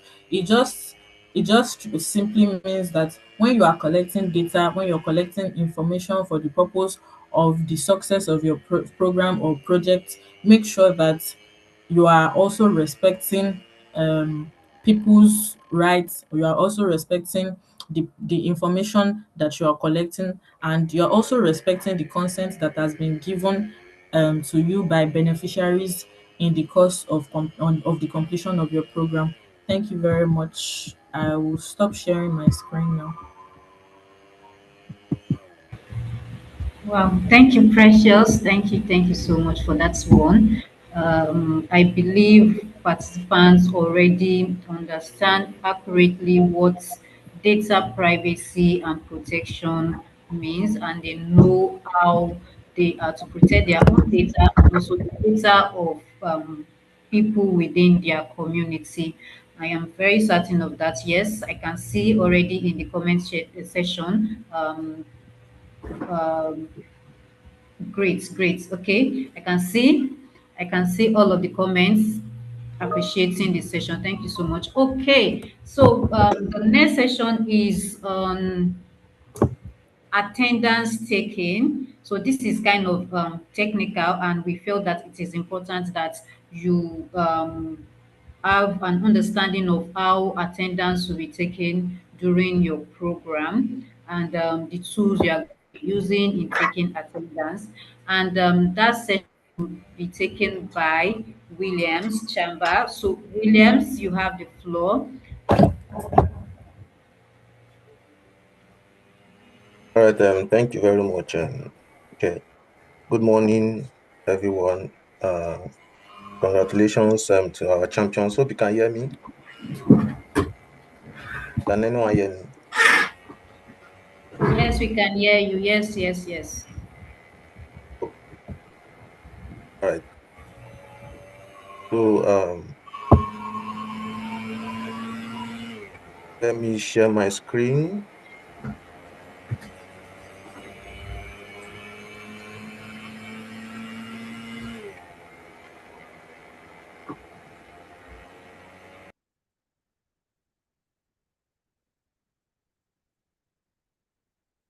So let me know if you can see my screen, please.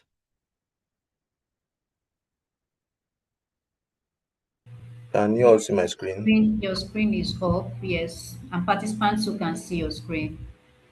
All right. Okay. Thank you very much.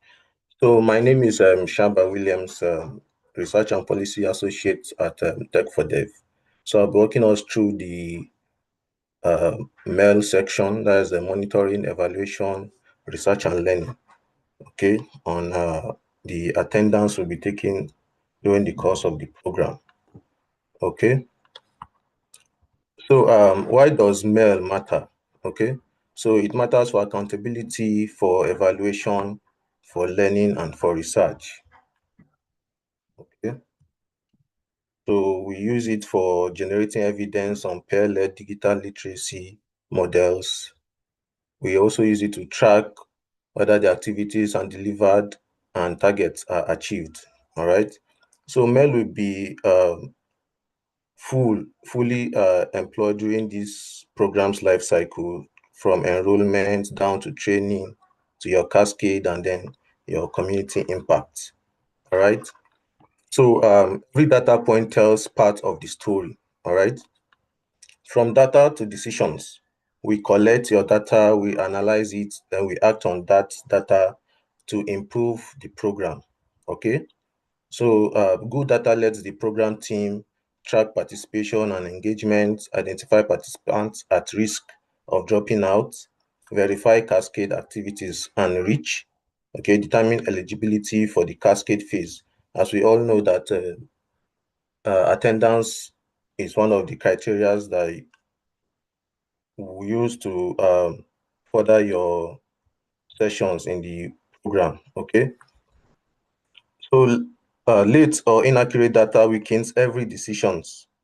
So let's make sure that our data comes in early at the appropriate time, okay? And we should please submit the right informations when required, okay? Why attendance matters? So we need 80% attendance rate, okay? So out of the 12 sessions, you are expected to attend at least 10 of those sections. So uh, anyone that defaults, well, Kike will undo that situation, okay? So 12 sessions in total, Thursdays, Fridays, and Saturdays. Complete the bootcamp, okay? And then the attendance drives eligibility. All right. So how the attendance tracker works.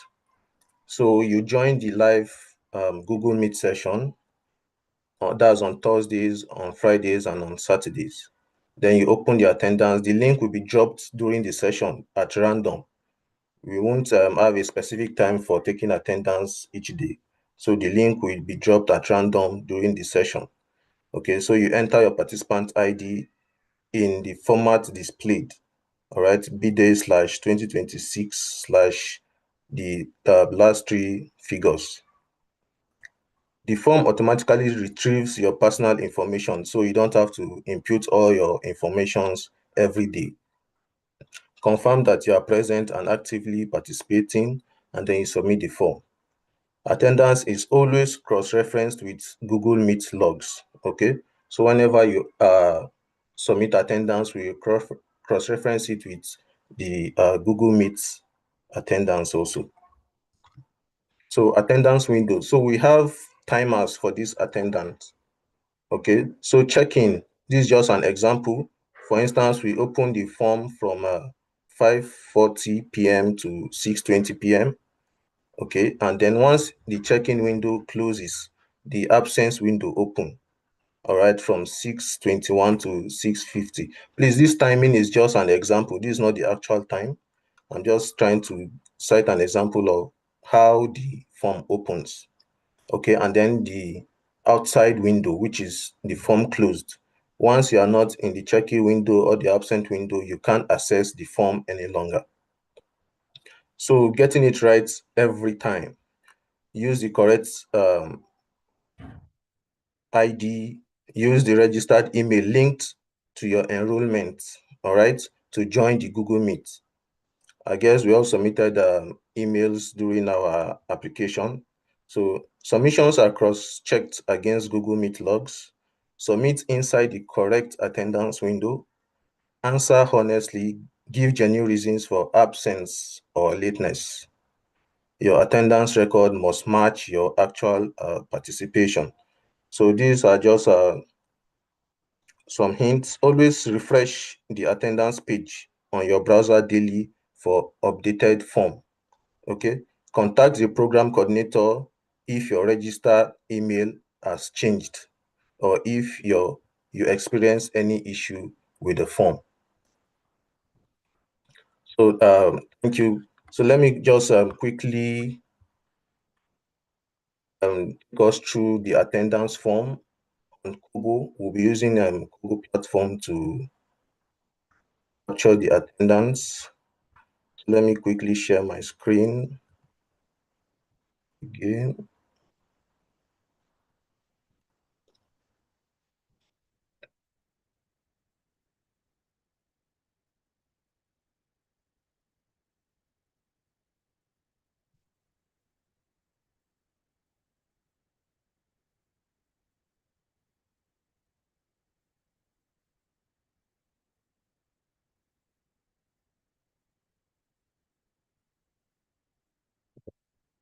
Can you guys hear me?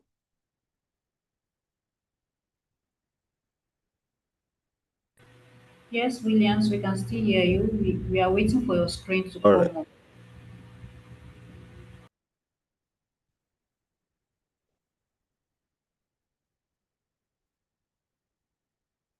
Can you see my screen? Yes, your screen is up. Participants who Okay. can see your screen.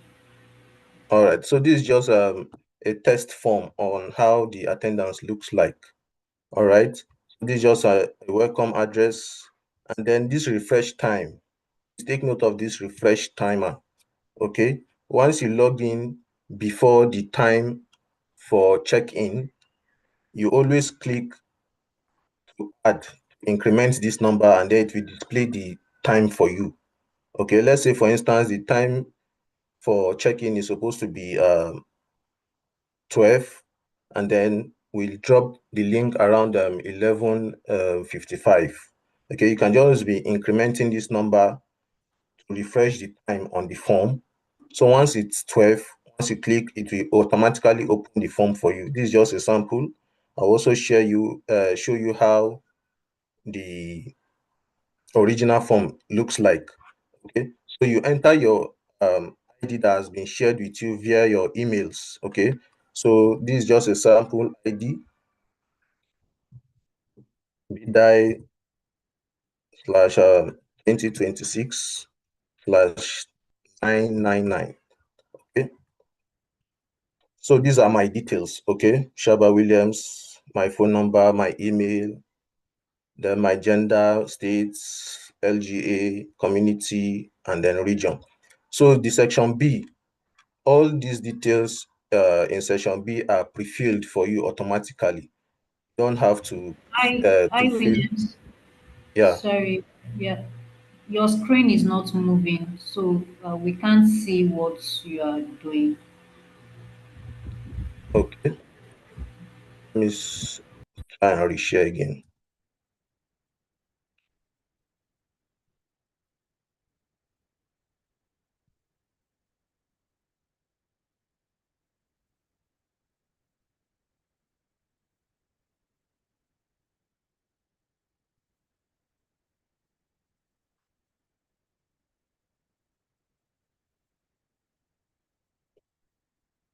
Can you see it now? Yes, it's up. Is it moving? Yes. Okay. So like I was saying, you just refresh your timer to refresh the time on the form to open the form for you. Okay. Then you input the ID given to you via your emails, right? In this specific format. If, for instance, you use a letter, small letter D here, it won't display your information. All right. So it has to be in the exact format that was shared with you. Okay. So you have to be sure your details are correct before proceeding. If they are not correct, you let the program host know. And then section B is automatically pre-filled for you. You don't have to select any option here.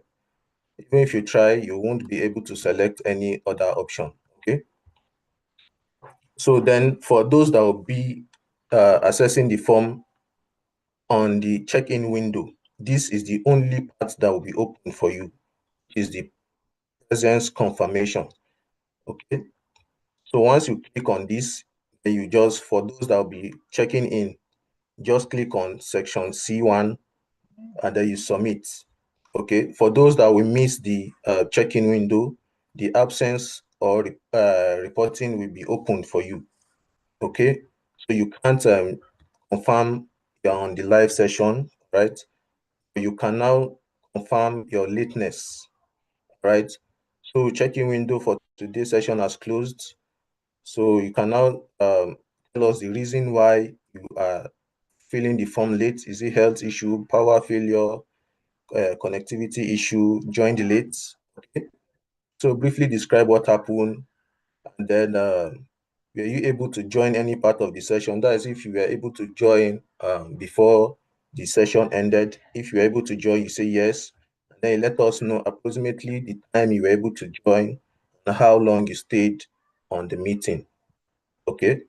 So once you have filled, you just click on submit, and the form submits for you automatically.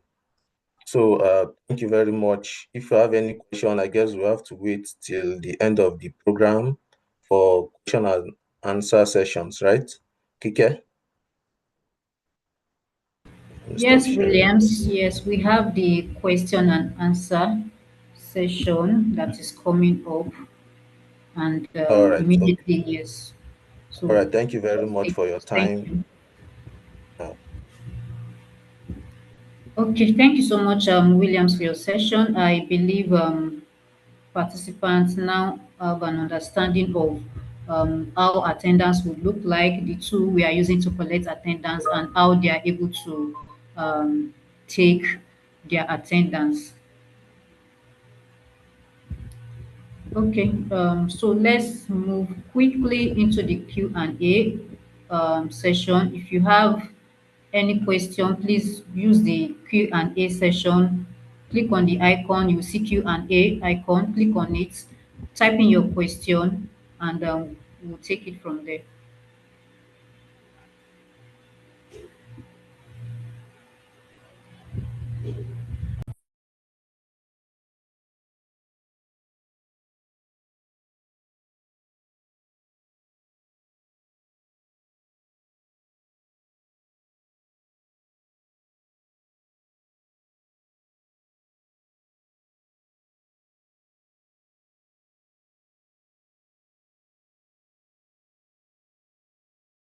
Okay, the first question here is from Eyitemi Agagu. He said, thanks for the session. I want to ask if the Google Classroom is only for class activities, assignments, and resources. Okay, so yes, the Google Classroom is what we are going to be using for all of our learning journey. And also, like we said, we have several other communication channels, which is the WhatsApp, the email, all of that. You will get access to all of it. If there's going to be any change around any of these platforms, we'll let you know. But yes, Google Classroom is what we are using. Okay, so from Promise, okay, we have one from Jemilat. I think she was answering the question on safeguarding. We have a question from Promise.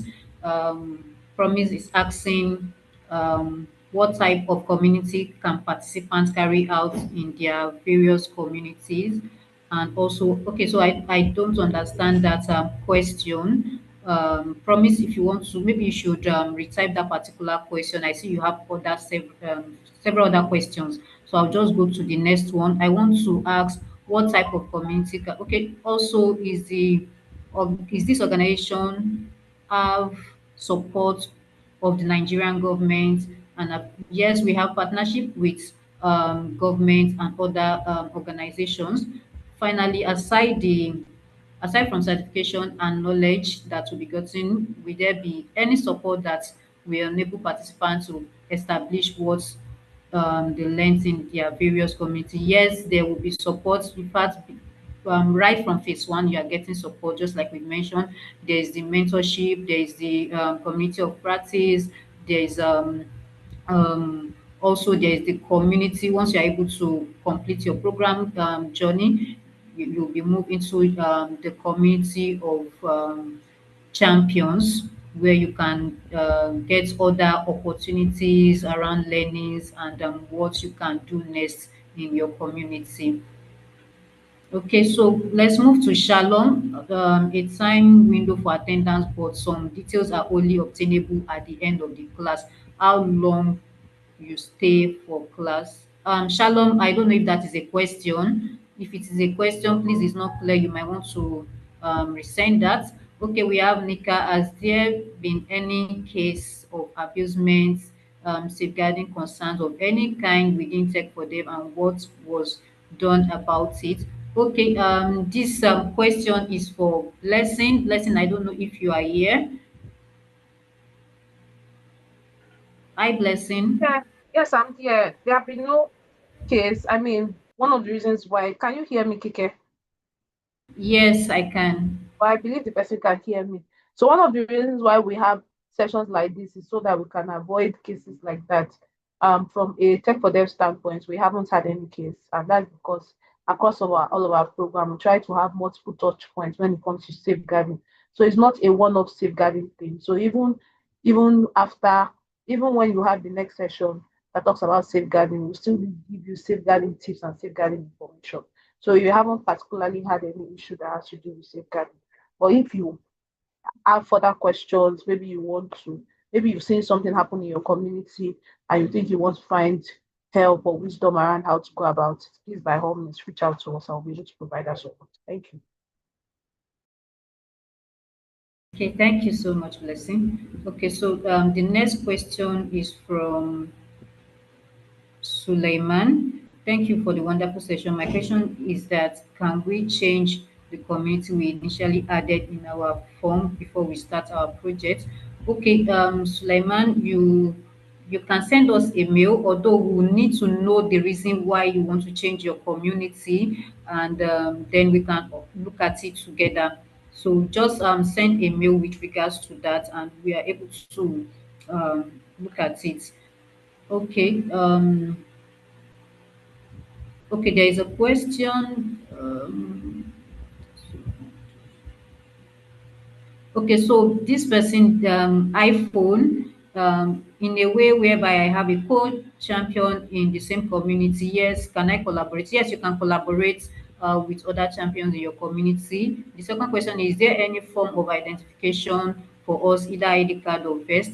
Okay, so yes, we are going to be supporting you with letters that you can take to places that you need to visit, right? While we may not have like a physical ID card, but then we'll provide support in other ways. For example, we are providing with letters and of course contact numbers that these people in your community can always reach out to us in case of any concern. Okay.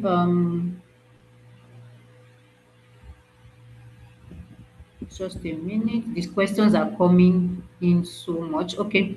All right. So I'm moving to the next one. Please, can we have access to yesterday's? Yes, that means you are going to get access to all of the sessions for the orientation. Good morning. Concerning the community, what kind of support specific should we expect from Tech for Them? Okay, for the aspect of support, we are going to provide support, and just as stated in the MOU, the support we are providing would be used towards your community projects, and this support will be provided at the discretion of Tech for Dev and based on funding. So take for example something like data support to implement your community projects. All right, so we move to the next one, Suleiman. Thank you for the wonderful session. My question is that can we change the community? Okay, I think I already answered that. Kingsley Osaji, for this program, are we getting all the slides? Yes, you are getting all the slides. Is there a data subscription? Yes, I've mentioned that. Is there any grant that will be? No, we do not have grants for this project. However, we are going to be providing you with support. All right. I want to know if participants will not be. Okay, I have answered all of that. Samson, what happens if my community is a school and it goes on vacation at the very time of execution of project begins? Okay, Samson, so what you can do is the school is in your community, right? So you might always want to have that conversation. You need to be in close conversation with the school so that you are able to work with their timeline. Okay, so let me pause here for now. I want to allow Blessing to chip in one or two things. All right, Blessing, you have the mic.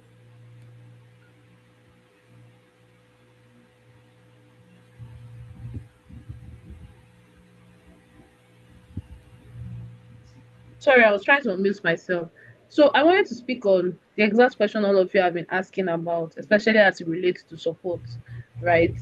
I think that it's very important that there is clarification and clarity provided for everyone on this call, right? Can everybody please hear me? Yes, you can hear you, Blessing. Okay, okay, great. So I think it's very important that I speak about it. Recall that when you were applying for the program and when we put out requirement and we put out benefits, we were clear around some of the things that you get as of the program. We did not mention anything about money on the program, right? And that was because of the fact that Kike mentioned that project is not being funded. It's a tech for dev project is not being funded by anybody as we speak at the moment, right? But we see the need for us to be able to collectively, everyone give back to the community or build the community as it were. One of the things that we have been doing is major resources that you are going to be getting on the program, right? It's going to be helpful to you. I said yesterday that we're raising next generation of non-profit and private sector leaders. So we are very, very invested in your leadership capacity as an individual. And I think that that's a very huge investment. I'm not disputing the fact that you would not require resources, right, for you to be able to carry out your program. I'm not disputing that fact, right? But we are very, very invested in you as an individual, right? So that beyond this program, skill sets you get from it. Because I know that a number of you here have completed um a number of you have completed university, some of you are job hunting, some of you are finalizing on your university degrees and co. And they would ask you for experience. And trust me, that experience is why we are here, right? That experience is why we are here. That experience is why you are on this program. Again, if you read the contract you signed, right, you also realize that we're explicit on the program, and we're also explicit on the kind of provisions that will happen on the program, right? We were very, very, very explicit. Now, I'll say this again, I do not dispute the fact that resources somewhat is required. And that is why, in the course of the program itself, one of the things that we have put in place is a topic around resource mobilization. And the reason is that every community you are going to be serving, or every group of people you are going to be serving, requires its peculiarity. And its peculiarity may not even be available to us as we speak. So I'll give you different scenarios. Maybe you are going to a school and maybe the school is dilapidated, and you think that one of the key things that can be helpful would be around maybe helping the school, maybe establishing an ICT hub, and maybe establishing an ICT hub for the school, right? Maybe in your other case, as you go to a school, you realize that hunger is a major issue, right? And even though knowledge is important, hunger is also a major part of things. Or and in another case, you realize that a school do not have a digital literacy um, teacher or something. So you say that these three different scenarios play out differently in different communities, right? We as an organization, we may not be open, we don't know the resources that are available to you, right? And so part of what we are going to be doing on the session is talking about resource mobilization and partnerships, right? Which is one of the key things that we've been able to do as an organization generally, to also help us to continue to do the work that we do. So in the course of the session, the session will break down things related to opportunities on partnership. How can you see partnership? How do you leverage partnership? If you find out that there's something that you want to do in your community and you cannot do it because there is no resources, we will guide you around. Oh, is there somebody we can talk to? Is there this that can happen? Is there that can happen? We're not just raising the whole essence of this project is not about digital literacy, digital whatever. That's not the whole essence. The whole essence is ensuring that the people who go through this program, participants of the program, one of success story for us will be that at the end of the project, or at the end in 5 years' time, they will ask you, you come back and say, oh, I started a non-profit, or I started a social enterprise. It doesn't even have to be a non-profit. I started a social enterprise or a non-profit because of this project, this that I identified, and because of the knowledge I got on mobilization of resources, speaking to people, partnership, leveraging contact and network that may have been available that Tech for Them had provided. I saw this project was a success, and I felt that I didn't want to drop this. I wanted to continue, right? I wanted to continue. I wanted to ensure that, oh, I can continue to support my community, right? So that's one key thing, right? The other part of thing I want to say is one key thing that we consider, which is why we asked you to put the name of the community, is that we also understand that because there is limited or no funding on this project, sometimes transportation can be an issue, right? And so which is also going to be part of what the project is going to cover from a knowledge standpoint, is we 100% or 99.99% encourage you to carry out your community project around your environment. And the reason is this: you will be able to leverage beyond. We always think that money is the main thing, but the honest truth is that if you have money and you do not have the kind of support system that you need, meaning that you don't have maybe friends or some people who can journey with you, you may not be able to pull through a project. Do you understand? When I mean you are the one on this fellowship program, but there's nothing stopping you when you want to implement in a community. There's nothing stopping you going with 2 or 3 friends. One person is going to be responsible for maybe picture taking. One person is going to be responsible for maybe community mobilization or speaking to a stakeholder may not be your forte, but you may have a friend whose forte is that, right? There's nothing stopping you with collaborating with those people, right? And in those cases, I believe that we can make provision when the time is near. We'll make provisions for for us to be able to also recognize the effort that they put in to maybe do certificates for them and do spotlighting. Sometimes we always feel like it's just a certificate. I will tell you personally, Blessing, I've been in the nonprofit space since 2009 or 2009, between 2007 and 2009. I've been in the nonprofit space, and everything like where I am right now, right, is as a result of the investments that happened in 2009. There were times I had to go to places, there was no resources. Again, I'm not disputing that then and now. I'm not saying they are the same, but I'm just saying that by the time I was going to get my first job, right, I had tons of experience. Oh, there were times I even had to trek to some of places. Again, please don't hear what I'm not saying. I am not saying that um you should trek. Don't get what I'm saying. Don't get. I'm just sharing my experience with you. Like, so it made a lot of sense for me. Most of the knowledge I had, I recently had my PMP, like from a PMP is project management professional exams, right? I recently only just made a decision to go and do the PMP. Not that's the certification. I just needed the certification was just a certification, but the knowledge I had came from the volunteer and project delivery that has happened for me in the past, right? So, and again, I will even say it personally. I would rather hire somebody who have an experience on the streets than for me to hire somebody who has a professional degree, like a certificate, but do not have the experience, right? So one of the things I want us to see, I want us to see it as a learning curve. Now, on the place of now resource mobilization, the program itself will somewhat help us to be able to align and see what are resources that are available around us, right? Because we are doing a community event, we can ask ourselves what organizations are around us that we can ask for CSR. Do you understand? What organization are around us that can ask for CSR? Can be that somebody is donating bottle of Coke, maybe 1 crate of Coke. Like there are always in-kind partnerships, right? That would have even cost you, that would take off a huge burden rather than if you even had financial resources to be able to manage some of these things. Do you get what I mean? Right? Some people can, I know we had a program, Women Tech, one of our programs. If you are very familiar with Tech for Them, you probably would have heard about Women Tech Stars.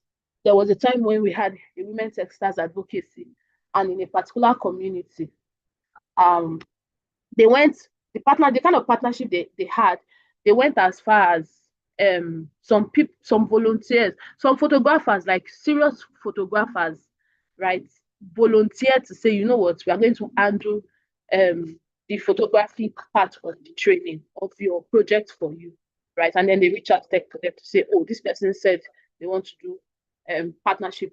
Should we proceed with it? It's just important that you carry us along. Some other person said they had a project, and then somebody within the community said, oh, the shirts that you'll be needing for this, just let me know, maybe volunteering, I'll take care of it. All of these things are resource mobilization. As much as we would love to give you everything, remember that this is a capacity building session, and we are seeing it as an avenue to be able to develop leaders, so that when you decide to proceed to doing other things, you always remember that resource mobilization sometimes doesn't require money, requires taxes. There are a lot of things that you don't have to use your money to pay for, right? There are a lot of opportunities that exist that you can just leverage what you already have. Do you understand? Um, so somebody is asking if there are no particular resources available. I do not believe that there are no resources available in a community.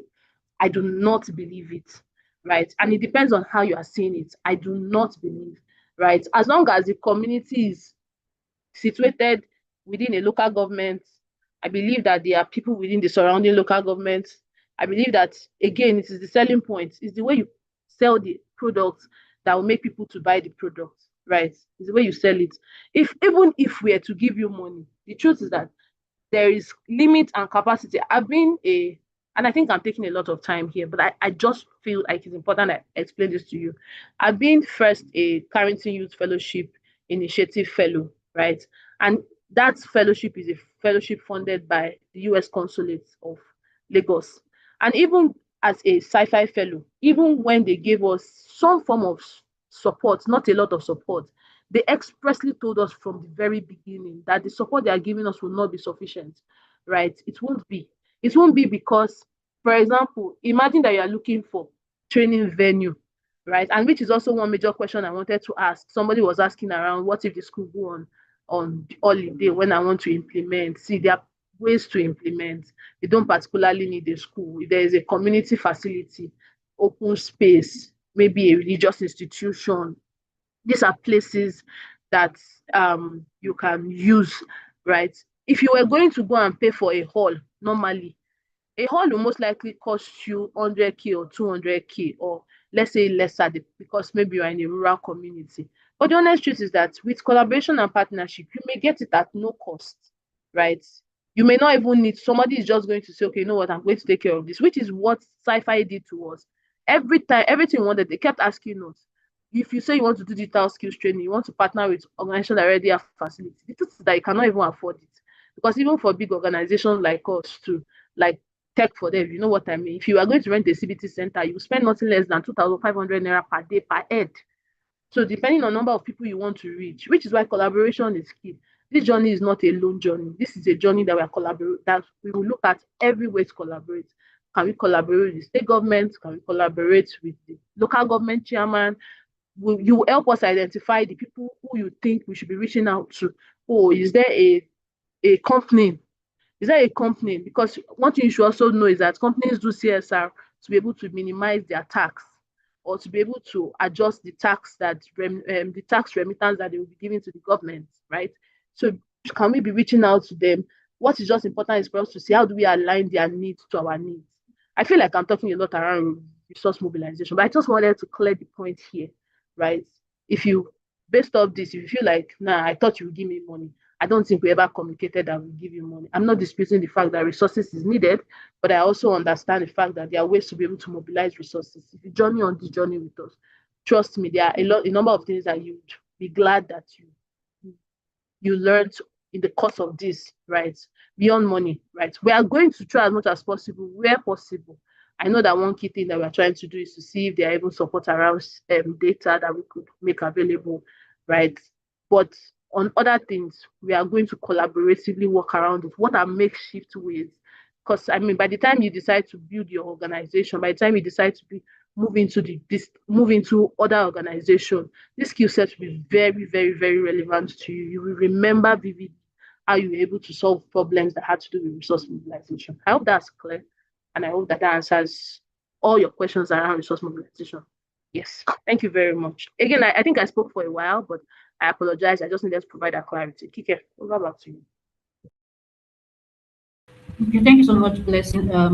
I believe there's clarity on the resources aspects now, and around support. So please, if we have any further question, you can around support, you can always send that to us via mail. So because we need to run now, we are the time is against us. So let's move quickly. I believe we have answered almost all the questions because most of the questions have been around resource mobilization. Okay, so the next thing now is for us to move to the next thing on the agenda is for us to move to the pledge. Yes, participant pledge. Precious. Hi, Precious. Are you here? Yes, I'm here. Thank you very much, Kike. Okay, so we're going to be taking a pledge. The reason why we are taking this pledge is to ensure that participants are committed to Tech for Them values, and they are also dedicated to protecting the ethics and like I said, the ethics and values of Tech for Them. So the pledge goes thus: I, you would mention your name. Sorry, Kike. Hi, Precious. So I just wanted to confirm if they will be allowed to speak. Yes, they should be allowed to speak. Okay, I'll just go ahead. So you would Hi, mention Esosa. you mention your name, pledge to be a committed BDEI community champion. Okay, we can have it in the chat box. Let me share it. Hi, Precious. Please hold on. I think it's better we have them, so at least we have one interactive session. Um, Good. so let's just take a minute. Esosa is getting on that. They will have access to the mic.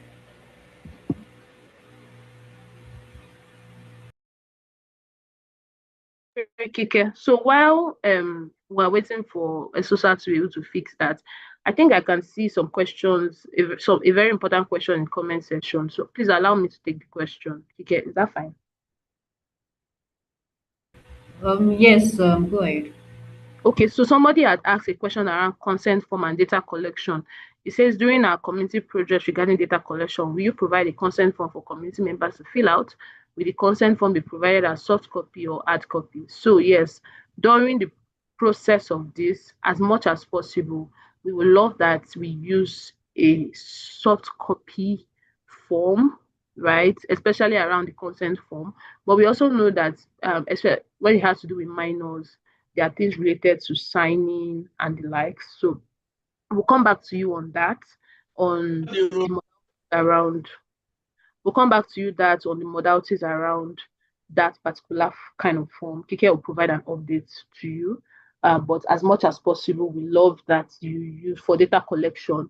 We love that we stick to e-copies so that we'll be able to manage data better, especially from a data privacy and data protection standpoint. Um, the second question is around support for participants. I think we've talked about that already. We've talked extensively about that. The third part is around means of identification. Will there be any provision during the community, such as T-shirts, caps, or ID cards? I do not even think any of these three can suffice as means of identification.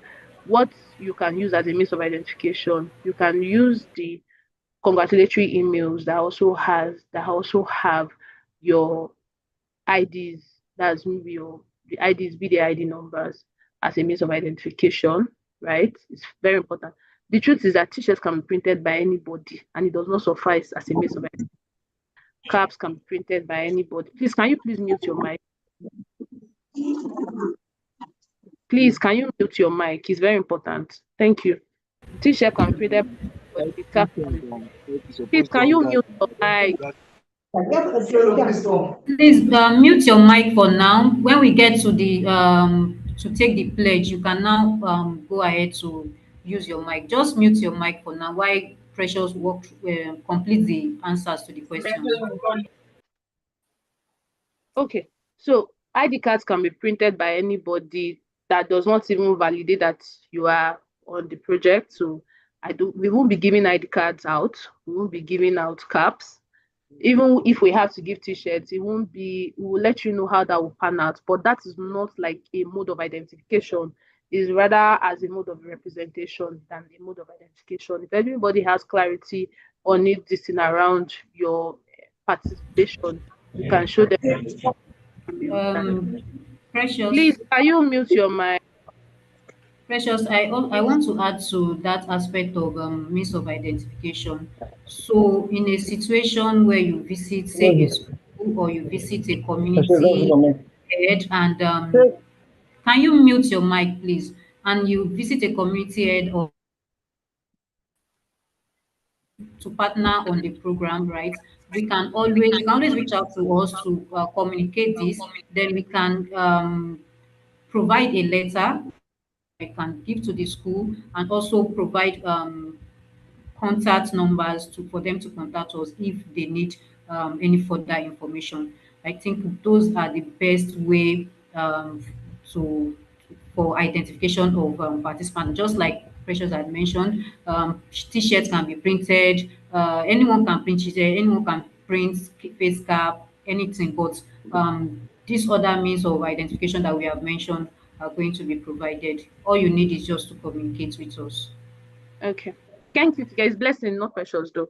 So I think that I also wanted to mention before you go to any place that you have to mention yourself as a representative of the AI of the program, right? Please, it's important that you notify the team, that's coordinating team, that's Kike and Co. It's important that you notify them so that they are aware ahead of time, right? So it helps. Because if you get there and they ask you for a mobile number and you call Kike and then they are saying, oh, this person is here and she doesn't have clarity and understanding of you being there, then it could pose another challenge of is this person authentic or not authentic. So it's key. We would have letters prepared based off where you say you are going to. We will have letters available, but we just want you to let us know ahead of time so we know that you're going to be here or you are going to be there or you are going to be here. Very, very important that we do that. The fourth is around graduation and networking. After completion of the program, is there any plan to invite participants to a physical meeting for graduation, networking, and connecting with other participants? While we would have loved to be able to do a physical graduation, that's the honest truth, that will bring everybody together. Don't worry, if we have Dangote funding this project, why not if not? Please don't forget that this project is across the 36 states plus FCT, and we have over 100 plus people on this program. So it means that resources is going to be a major restriction. Imagine somebody's in Taraba, imagine somebody's in Katsina, another person is in Ugu, another person is in Enugu and the likes, right? So that logistics and even beyond logistics, also considering security of the country at the moment, right? Because the honest truth is that if we have to do anything physical, one thing we do not joke with as an organization is the security. So there's a lot of resources that is going to be required for that. So for that purpose, we may not be able to do a physical graduation. However, we would see how we can do maybe cluster meetups. The modalities around that we'll discuss, right? If it's possible to have cluster meetup, fine, right? One other key thing that I would say is that Tech for Dev will return is next month. We have a couple of engagements that we'll be doing, right? So one of the things we can also do is where possible, and in the case where some of our engagements is probably going to happen in the states where you are based in or resided at the moment. We'll see how we can connect you so at least you can put a face to some of the people within the organization, right? And then for the grand event as well, we'll see how we can be able to secure a few tickets for some persons to be able to attend as well. Well, there are a number of things that we're cooking up again. Well, we know that we're trying to get resources together. A number of things we're cooking up to see what is possible and what is best. But please note that for the graduation of this program, it's most likely going to be virtual for a number of reasons, even beyond finance. And it's also because of the fact that logistics of over 100 people, security reasons and security-wise, we consider that very, very important. So I thought I should mention that bit of things because it's going to be important. Somebody asked a question also around if a community does not have the exact number of people that you need, right? How do you go about it? Right. First things first, I think that in your interview, they ask you this question and you say yes. So if you committed to it first, then we should be able to pull that. But however, we're not disputing the fact that there may be an issue around that, which is why part of what we'll be talking about is also going to be mobilizations of participants. How do you do? What do you do? How do we ensure that participants can come? There's nothing wrong with you if you're in a street. There's nothing wrong with you having multiple engagements in one community or in one street and then having the other in another street.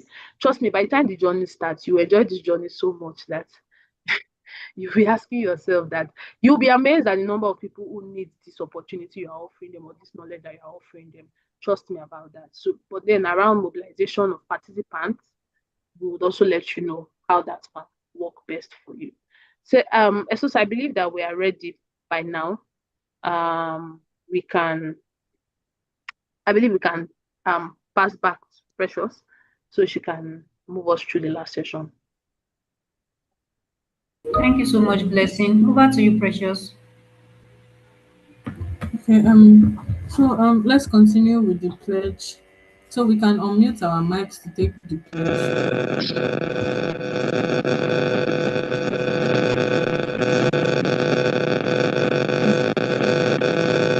Somebody's noisy.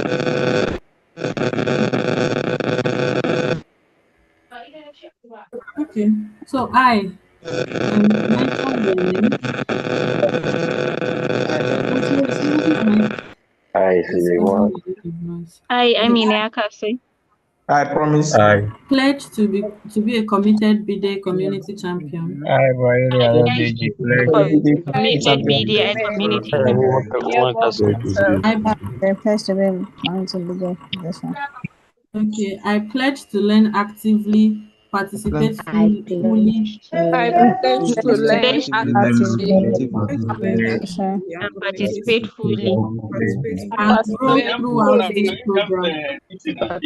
across all the programs. all the Also the program. all the Pledge to programs. apply what I learn, And share to my apply knowledge, what I and learned. What empower I others. learned, Share my knowledge and apply what I learned.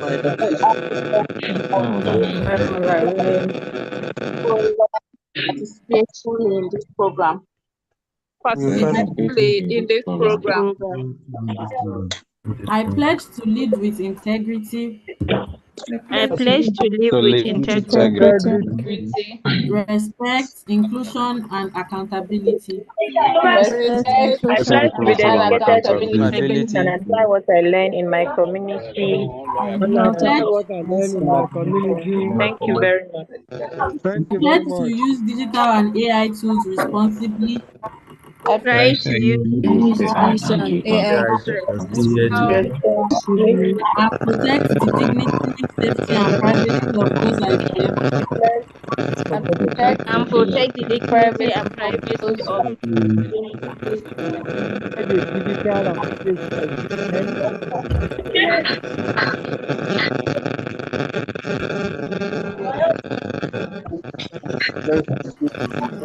I will learn, I will Then learn, lead,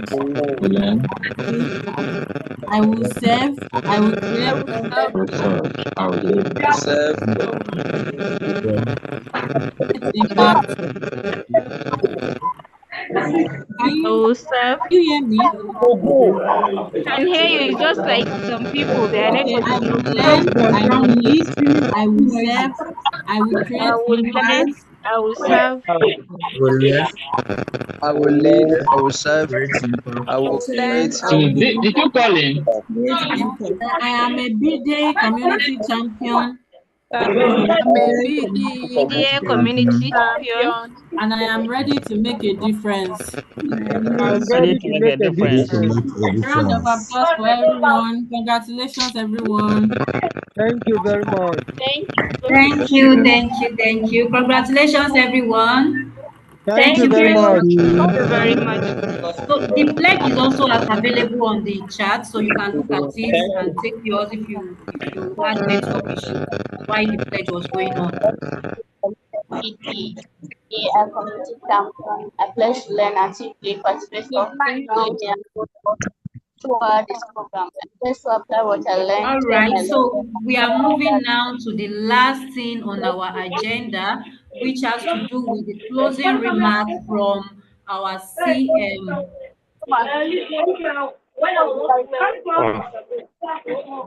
okay, please, can you mute some of us? It's really noisy from my end.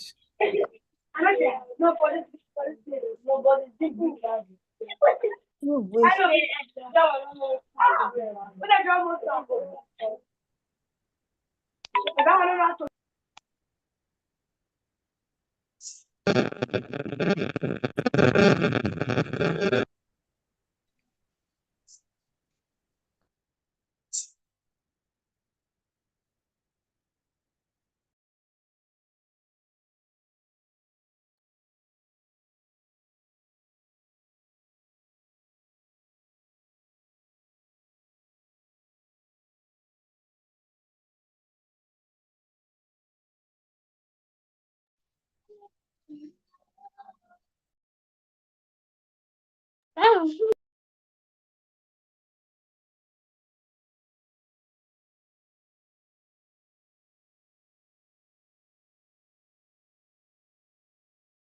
Okay, thank you so much, everyone. I hope you have now been able to take your pledge for those people who encountered network challenge while the pledge was ongoing.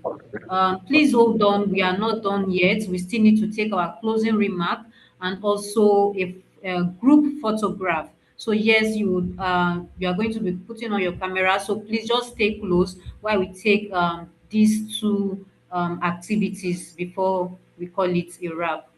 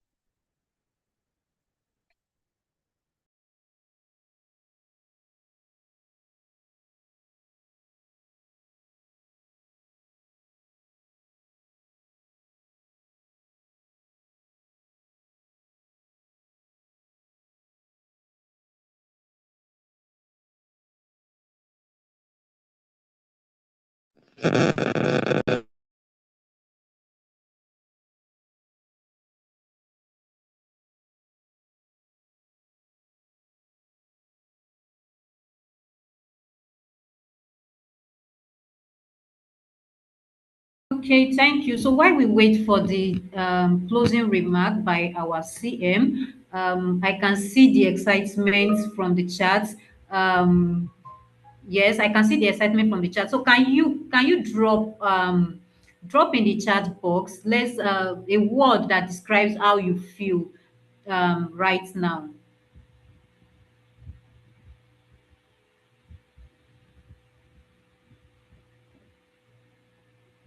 Please drop a comment to describe how you feel right now. It can also be an emoji. Just drop something on the chat box. Great, awesome, super excited. Engineer Amina, super excited. Adamu Amisu, super excited. Good to go. Yes, I can see. Super excited. Wow, great. Ada Obi, super excited. Feeling empowered. Great. Wow, wow, wow, wow. Flabbergasted. Okay. Emmanuel, I feel excited. Great. Ajiri, I feel excited. Um, Tiwa, ready to impact. Great. Thank you. Let the comments keep coming. Let them keep coming. Job, I'm honored to be here. Great. This is well, Ajibola, you are going to pronounce that. Kingsley, well done. Clock it. I feel happy. Great. Wow. Thank you so much. Let them keep coming. I believe our CM is ready for us. And again, please, let's give a round of applause for our CM as he takes over the mic. Please, please, please, please, please, let's welcome him. All right, over to you. Hello, everyone. Good afternoon. Everyone can hear me. Okay. Good afternoon. Good afternoon. I trust that you are all having a great day. Okay. I can see Felix comment on the chat. I trust that the last 48 hours has been a great one for you, and you have been able to get the what this program is all about. So I just have a short remark to everyone. First up, I want to say thank you to the team for putting this together. It's been a lot of back end work to be able to, from the storytelling team to the research to the programs team. Thank you so much for the work that you have actually done. And I want to also say thank you to every one of you for believing and trusting us to be able to be part of this particular journey. To our instructors who will be, coming on board to be able to impact knowledge to every single one of you, I want to say thank you for trusting us again and coming on board on this particular program. That is all I really want to say. Thank you, thank you, thank you. But I'm going to close by saying this, right? And I'm just going to echo what I had said when I had given my speech yesterday during the opening session, and I said to you that you have to take a bet on yourself. You have to pass it on also. And the next 4 months is going to be a very rigorous process. The program has been designed that way.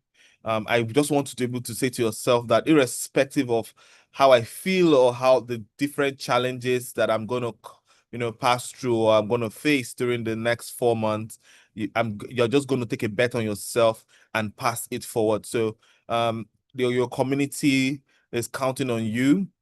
Nigeria is counting on you, and the world is just a starting point.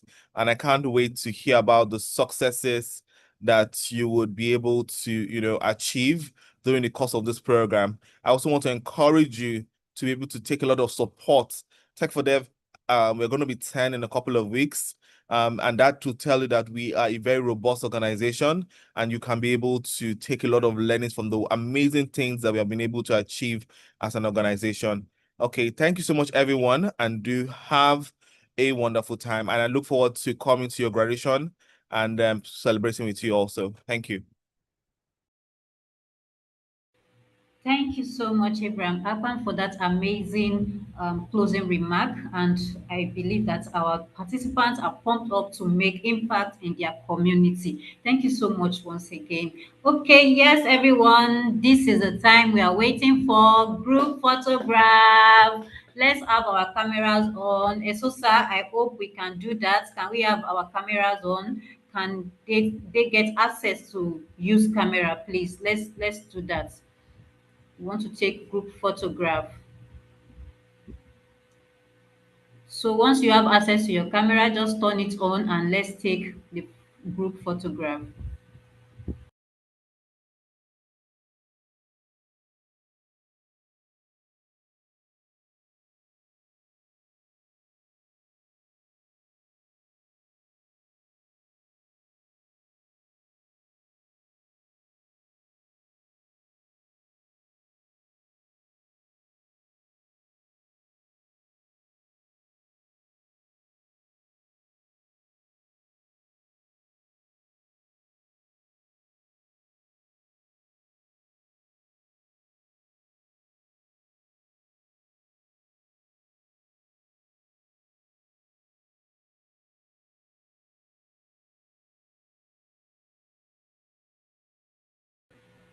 Okay, Promise, are you ready for us? Esosa, do we have access to cameras now?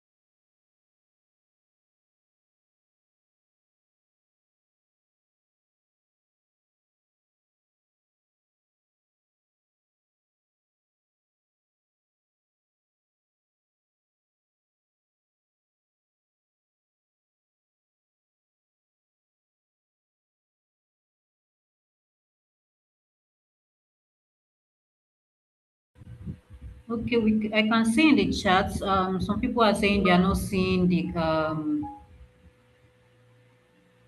are not, they can't access the attendance link. Please, the attendance is in the chat box. Esther, can you please drop the attendance again so that they can have access to it? And if the issue is that the link is not opening, it's probably a network issue, and you might want to just maybe turn off your network and turn it back on to see how that work. Okay, promise we are ready now.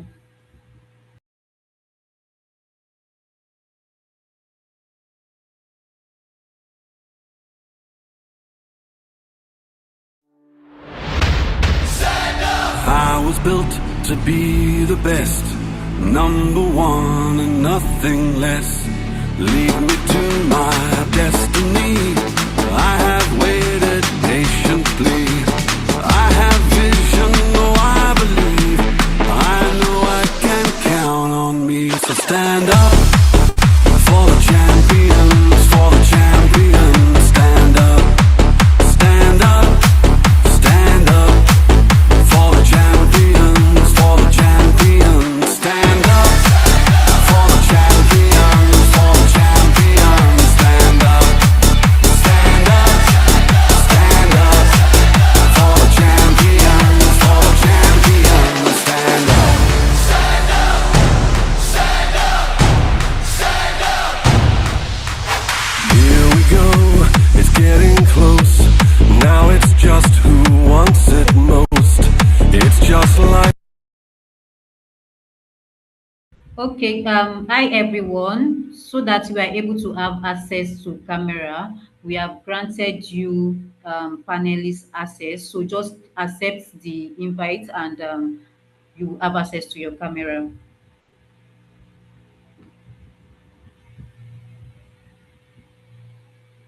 that's how it is. Cause we have our strengths and weaknesses. Oh, I have vision, oh, can't you see?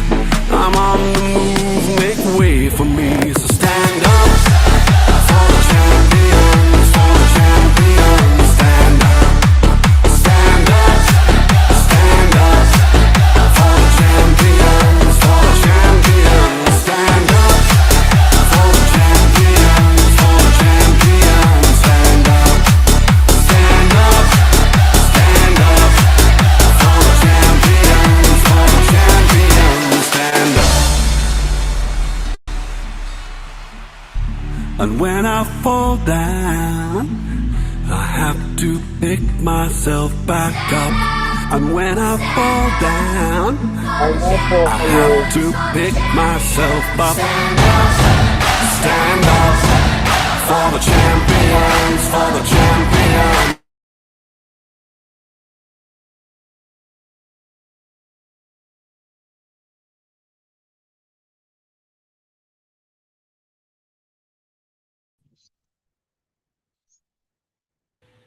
Okay, the cameras are coming up already. I can see a lot of people already have their camera on. So just accept the panelist invites, okay?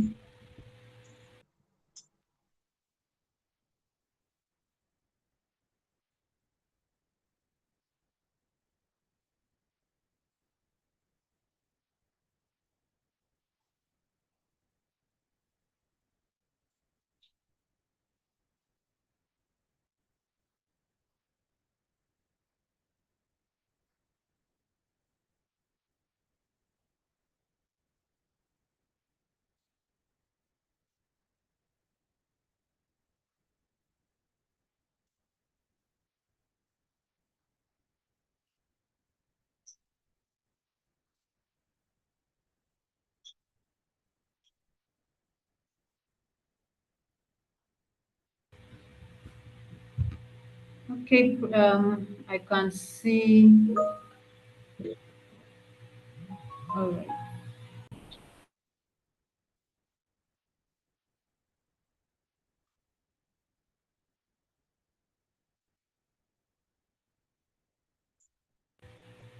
Please just turn your camera on. The only way you can see the camera is for you to accept the panelist invite.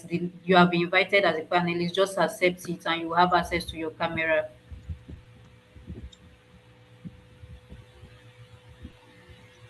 So right there, you will see it is asking you to accept. You have been You have been upgraded to a panelist, so just accept it right on your Zoom.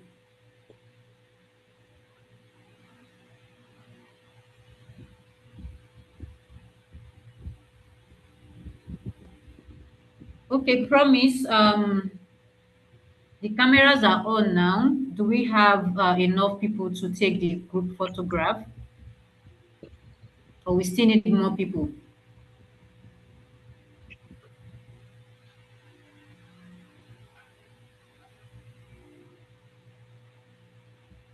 I promise I can't hear you.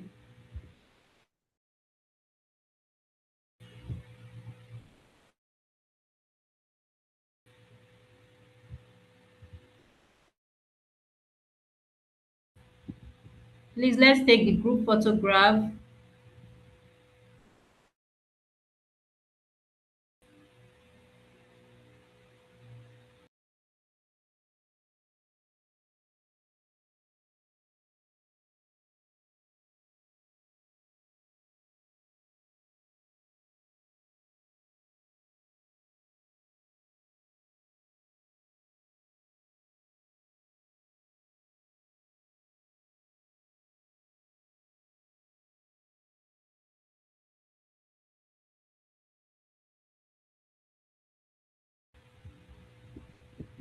Okay, group photograph is ongoing. All right.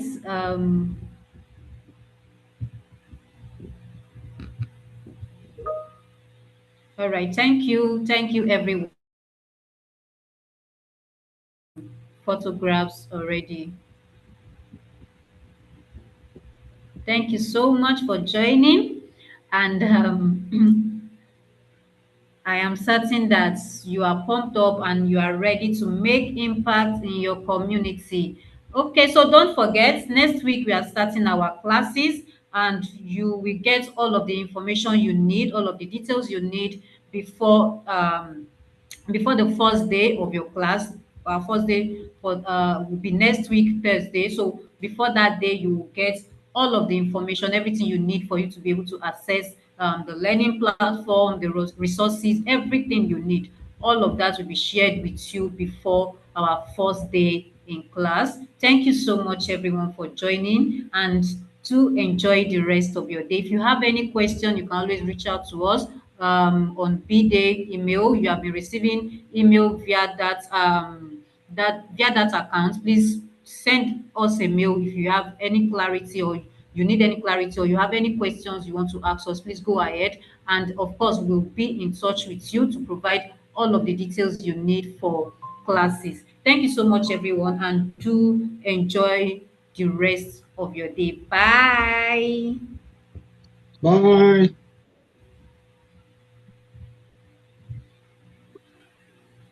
Yeah, bye everyone.